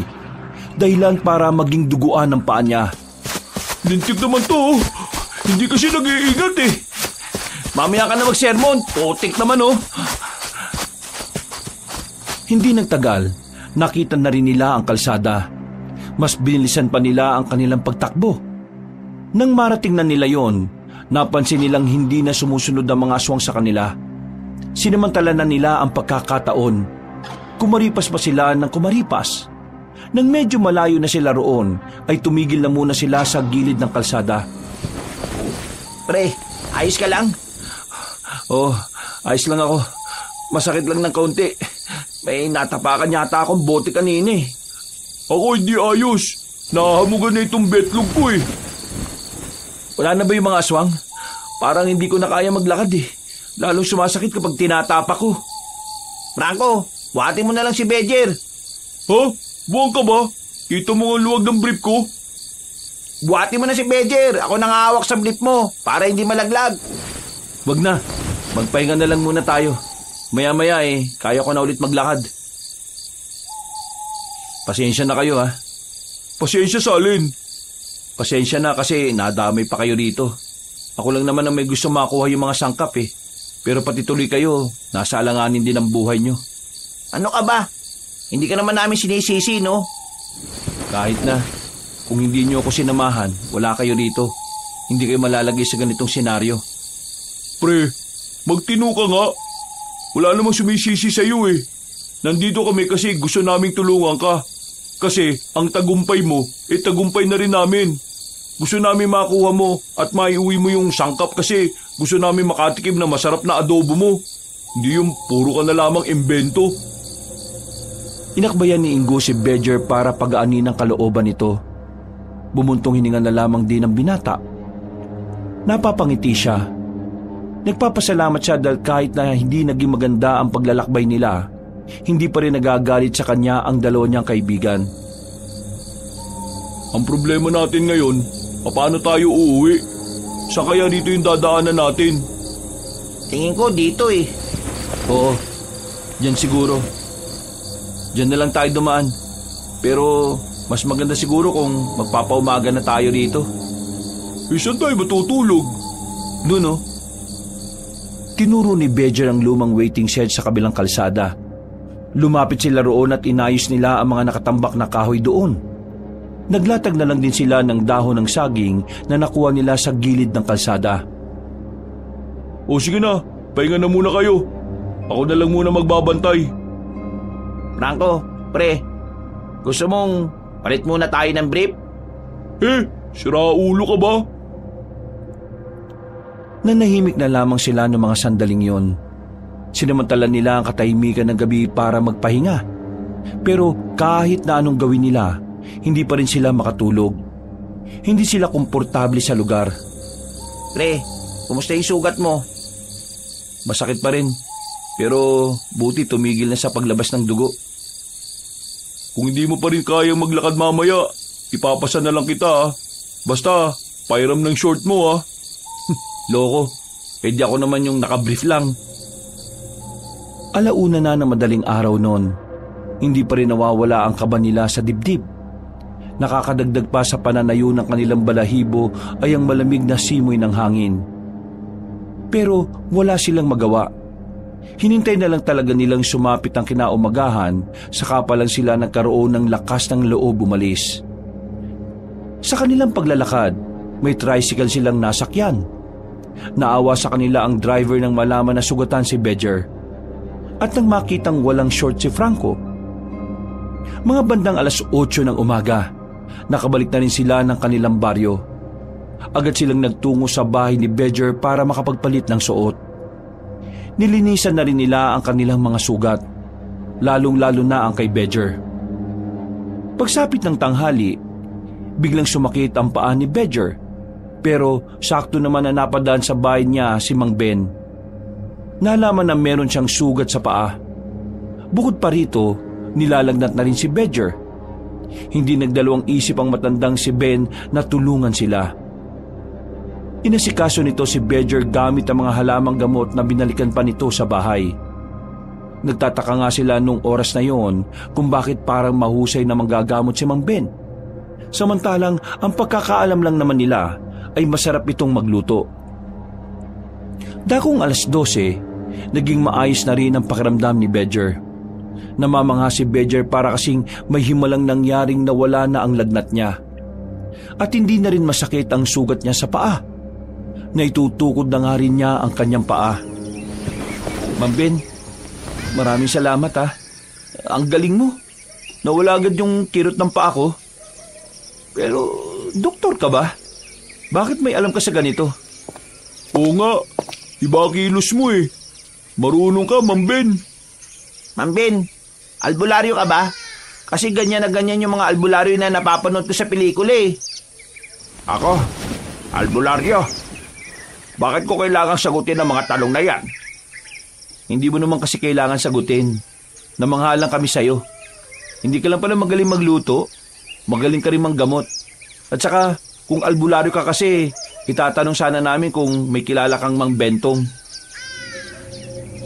Nang sabihin ni Bedger ang pangalan na yon, ay nagbago ang reaksyon ng mukha ni Mang Ben. Sumeryoso ito bigla. Akala tuloy ng 3 binata ay meron silang nasabing hindi maganda. Mang Ben, bakit? Galit po ba kayo kasi tanong kami ng tanong? Hindi ako galit. Pero saan nyo naman nakuha yung pangalang Bentong? Nagkatinginan ng 3 magkakaibigan. Naguguluhan sila sa naging reaksyon sa kanila na matandang si Ben. Maniniwala po ba kayo sa sasabihin namin? Ay bakit? Ano bang meron? Nung kinuha namin yung sangkap na sinasabi nyo, meron kami natuklasan na underground. Yung underground na yon, lungga ng mga aswang. Tapos, meron silang sikretong restaurant doon. Mga aswang ang kumakain doon. Pero yung mga kusinera, 3 albularya. Si Aling Demetria, siya ang nagsabi sa amin na hanapin namin si Mang Bentong para tulungan silang makalaya at makaligtas ang pamilya nila. Kailangan daw nila makalis doon kasi sila ang gagawa ng ritual para mapahina yung mga aswang eh. Si Demetria? Buhay si Demetria? Bakit o? Kilala niyo ba si Aling Demetria? Abay, oo naman. Kaibigan ko yun eh. Eh di kilala nyo si Mang Bentong. Ako si Mang Bentong. Kayo? Paano? Ah, tama. Mang Ben. Tapos, Mang Bentong. Diyos ko, hindi namin naisip yun ah. Pinaiksing Ben yung Bentong. Wala naman kasi sa itsura mo na albularyo ka eh. Ano palang nangyari? Kwento mo nga sa amin. Magkakilala na kami noon pa. Magkakasama kami sa isang organisasyon. Pero nabuwag kami nung mamatay ang mga kasamahan namin ng dahil sa mga aswang na yon. Mula noon, nawalan na ako ng balita sa kanya 4 na taon na nakakalipas. Ang akala ko, namatay na siya dahil sa balitang may sumugod na mga aswang sa bahay nila doon. Dahil doon, iniwan ko na ang pag-aalbularyo at saka pinasok na itong pagluluto. Sabi ko, hindi na ako babalik sa pag-aalbularyo dahil wala na nga mga kasama ko. Pero ngayon naalaman ko na buhay pa si Demetria. Bigla ako nabuhayan ng loob eh. Teka, sabihin nyo nga sa akin, saan nyo siya nakita? Sa isang underground nga, maraming aswang sa ilalim. Natatandaan nyo pa ba yung papunta ron? Ililigtas ko sila. Pero ang sabi sa amin ng matanda, kailangan daw munang iligtas natin yung pamilya nila. Ang pamilya nila? Bakit? Wala namang nangyari masama sa kanila. Anong ibig nyo sabihin? Ipamilya nga nilang dahilan kung bakit ayaw nilang umalis doon. Kasi natatakot sila na baka kung anong gawin ng mga aswang sa pamilya nila kapag iniwan nila yung lugar na yon. Kung gano'n matagal na pala silang niloloko ng mga aswang. Walang nangyari masama sa pamilya nila. Ang pamilya ni Demetria umalis na at nagpuntang Maynila 1 taon matapos siyang mawala. May kasama siyang 2 albularyo rin. Nakakalimutan ko nga lang yung pangalan eh. Pero yung pamilya rin nila, nasa maayos na kalagayan naman ngayon. Kung minsan nga napapadaan ako ron, kaya kinukuha akong hurado sa pasarapan ng luto. 4 na taon na pala silang nililinlang ng mga aswang. Roger, kaya mo na ba talaga maglakad? Kailangan na natin iligtas si Aling Demetria. Oo, kaya ko naman. Pero, Ma'am Ben, may naisip ka bang paraan kung paano natin siya ililigtas? Nasa na ba yung gamit na pinahiram ko sa inyo? Akin talaga yun eh. Gawa-gawa lang na binili ko yun. Oo nga pala, no? May revolver pala akong hiniram sa inyo, Ma'am Ben. Ay bakit? Hindi mo nagamit? Hindi. May sira ulo. Hindi ko rin naman nagamit yung itak. Umiwas lang kami ng umiwas. Kapag gumawa pa kasi kami ng eksena, baka mas lalong hindi pa kami makalabas pa doon ng buhay. Mga iho, kung ayos lang sa inyo samahan nyo kung iligtas sila Demetria. Wala akong ibang maasahan sa bagay na ito kundi kayo lang na nakakaalam. O sige, sama ako. Nandyan na yan eh. Wala naman akong ginagawa sa buhay. Ako rin. Naawa ko sa kanila eh. Dapat matapos na yung pang-aalipin sa kanila ng mga aswang. Ikaw? Matapos sa mga nangyari, hindi ko alam kung sasama pa ako. Muntik-muntikan na ako mamatay eh. Mas maganda na sigurong huwag ka na nga sumama. Delikado talaga eh. Oo, doon ka na lang sa inyo. Matulog ka na lang. Hindi ka ba nahihiya? Itong 2 kaibigan mo sasama tapos ikaw hindi. Bakit naman ako mahihiya? May masama ba kung iisipin mo yung kapakanan mo? Wala. Pero wala ring masama kung sasama ka. Kasi sa oras na mapalaya natin si Demetria, mapipigilan niya ang pag-asik ng lagim ng mga aswang. Naisip mo ba yon? Kumakamot na lamang sa ulo ang binatang si Franco. Kaya sa huli, wala rin itong nagawa kundi pumayag na lang. Sa parehong gabi, pinag-usapan nila ang lahat ng kanilang gagawin. Tinuruan din sila ni Ma'am Ben ng mga bagay na makakatulong kung papaano haharap sa isang aswang. Mabilis namang matuto ang 3. Magiling sila sa pagkakabisado. Kinabukasan ng umaga, wala silang sinayang na oras. Wala na muna silang pakialam sa piyesta. Mas uunahin nilang iligtas sa mga albularyo sa sikretong restaurant sa ilalim ng lupa. Ma'am Ben, Loresca ang pangalan ng pinuno nila. Pero matandang lalaki yon. Pambabae lang talaga pangalan. Anong pagkakaalam nyo sa pinuno ng mga aswang? Wala namang ganong nasabi sa amin si Valeria. Basta ang sabi niya, si Loresca lang ang nag-iisang aswang na may pang-amoy. Kaya kapag naroon tayo at naroon din siya, madali niya lang tayong maaamoy. O sige, akong bahala doon. Ma'am Ben, dati na ba kayong nakikipaglaban sa mga aswang? Oo. Noon pa man, kaaway na ng mga albularyo ang mga nilalang na yon. Kaya ngayon, tatapusin na natin kung ano ang sinisimulan nila. Ito ang tandaan ninyo ha. Hindi na ito tungkol sa 3 albularyo. Tungkol na ito sa maaaring binabalak ng mga aswang sa mga tao. At para na rin mabigyan natin ng hustisya lahat ng mga biktima. Bilang pagtugon ay tumango na lamang ang 3. Pinagpatuloy nila ang kanilang paglalakbay. Hindi rin naman nagtagal ay narating na rin nila ang bundok ng Burgos. Tumigil na muna sila para mag-usap sandali. Ma'am Ben, hindi nakakaamoy ang mga aswang sa ilalim. Ibig sabihin, hindi agad nila nalalaman kung ang kaharap nila ay tao o hindi. Kaya nung nandun kami ni Ingo, nakakasalubong na namin sila pero hindi nila nalalaman na tao lang kami. Kaya kung papasok tayo sa loob, hindi tayo dapat magdala ng armas kasi maghinala kagad sila. Pwede tayo magdala ng armas, pero yung pwedeng maitago sa katawan. Hindi tayo lalakad ng walang panlaban. Ang problema dyan, paano kung nasa ilalim si Loresca? Eh di pagbaba niyo pa lang dun alam na kagad niyang may tao sa underground. Baka nga isang malaking sugal ang gagawin natin. Kaya nga rin kailangan natin ng kahit na anong armas na kaya nating itago. Kasi kung ganyan nga ang pinuno nila, malaki ang tsansa na mapatrouble tayo. O ano, tara na, habang maaga-aga pa. Wala na silang sinayang na sandali. Lahat ng gamit nilang malalaki ay iniwan na muna nila sa likuran ng puno. Ang tanging dala na lamang nila noon ay kutsilyo at ang nag-iisang revolver. Nang makalapit na sila sa lagusan, meron pang nakakita sa kanila. Tumingin ang mga yon na parabang hinuhusgahan sila.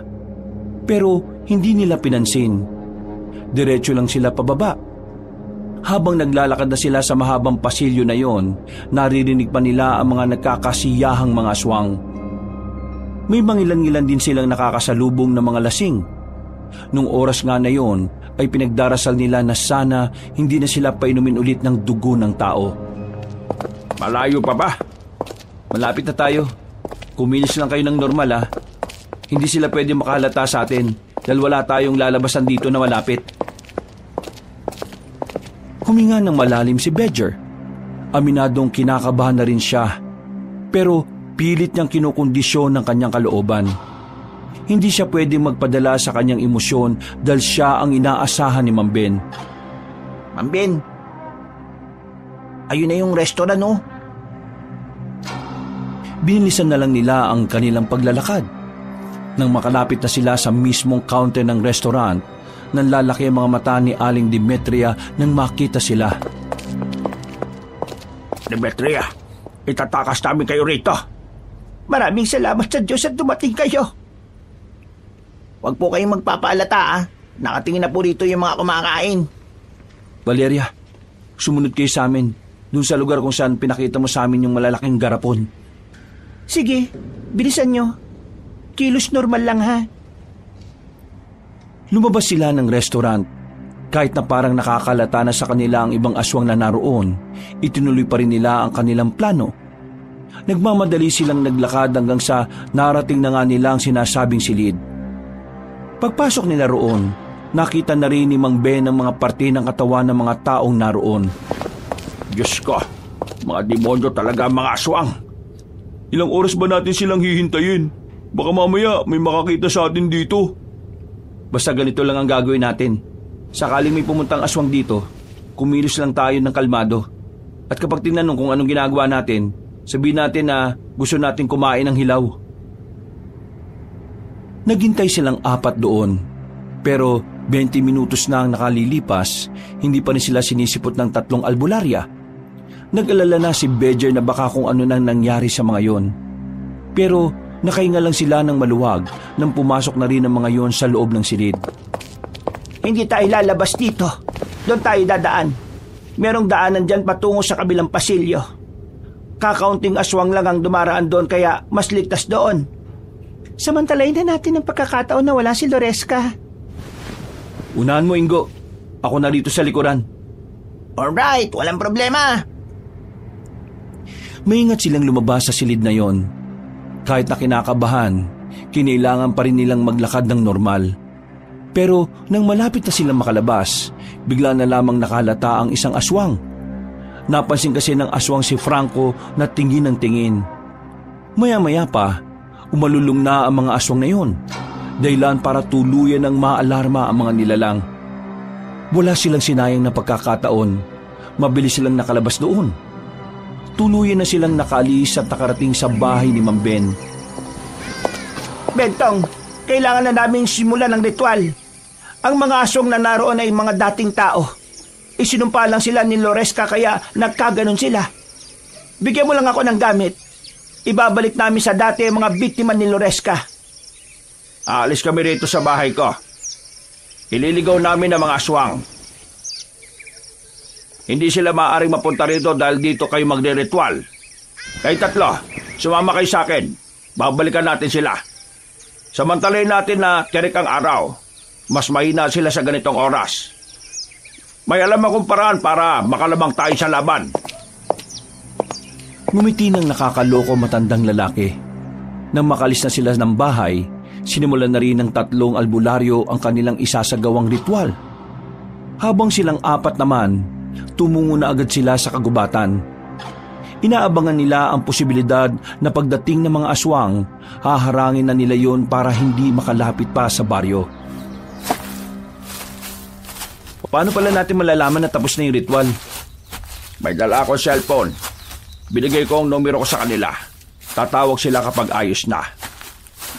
Pero kakayanin ba talaga natin ang mga aswang? Huwag kayo mag-alala. Meron akong dala-dala na kahinaan nila. Buong maghapon na silang naghintay doon, pero ang sabi ni Valeria sa kanila ay hindi pa rin natatapos ang ritual. Hindi nila inakala na ganun pala katagal yun ay sagawa. Kaya naman, nababahala na rin sila dahil wala ng presensya ng araw, madilim na ang buong paligid. Hindi nagtagal, dumating na nga ang mga aswang. Naroon pa rin ang pinunong si Loresca. Ramdam nila ang galit nito sa kanila. Pumalibot naman sa kanila ang mga tauhan ng pinunong aswang. Akala mo ba matatalo mo ako? Ito lang katapat ninyo. At ano naman yung mga nasa garapon na yan? Gusto mong malaman? Amuin mo! Bigla-bigla na lang binasag ni Mang Ben ang garapon sa harapan ng mga aswang. Tila tuwang-tuwa pa ito ng mga sandaling yon.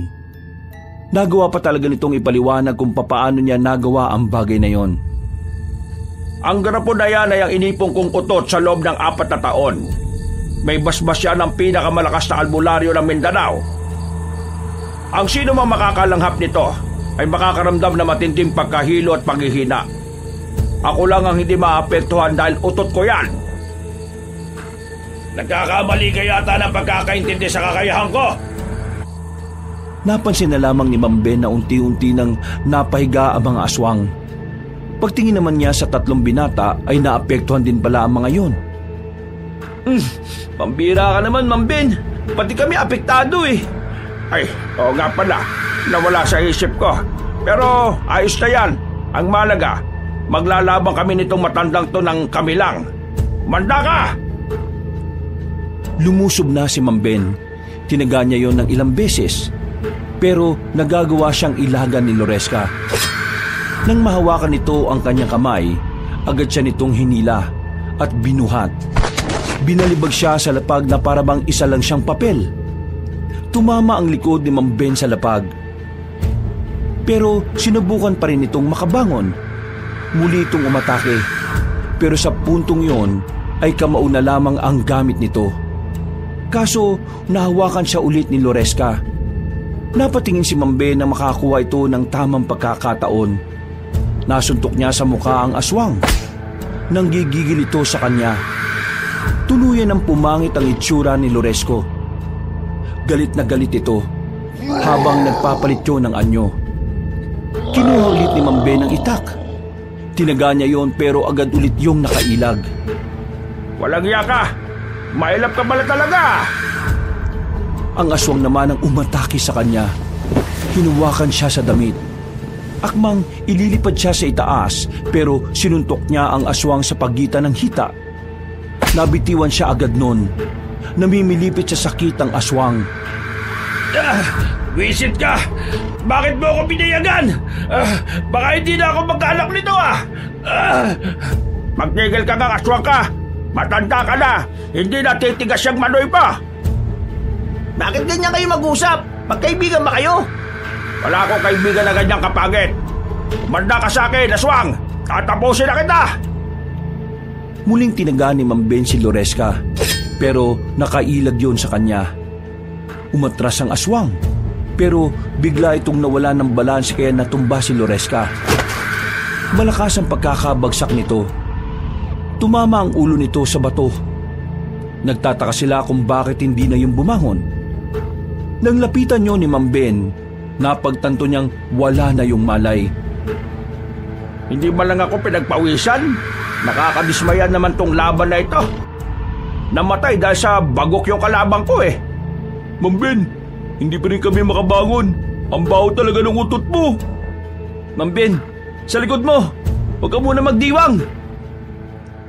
Nanlaki ang mga mata ni Ma'am Ben na makitang bumangon ng mga aswang, pero hindi na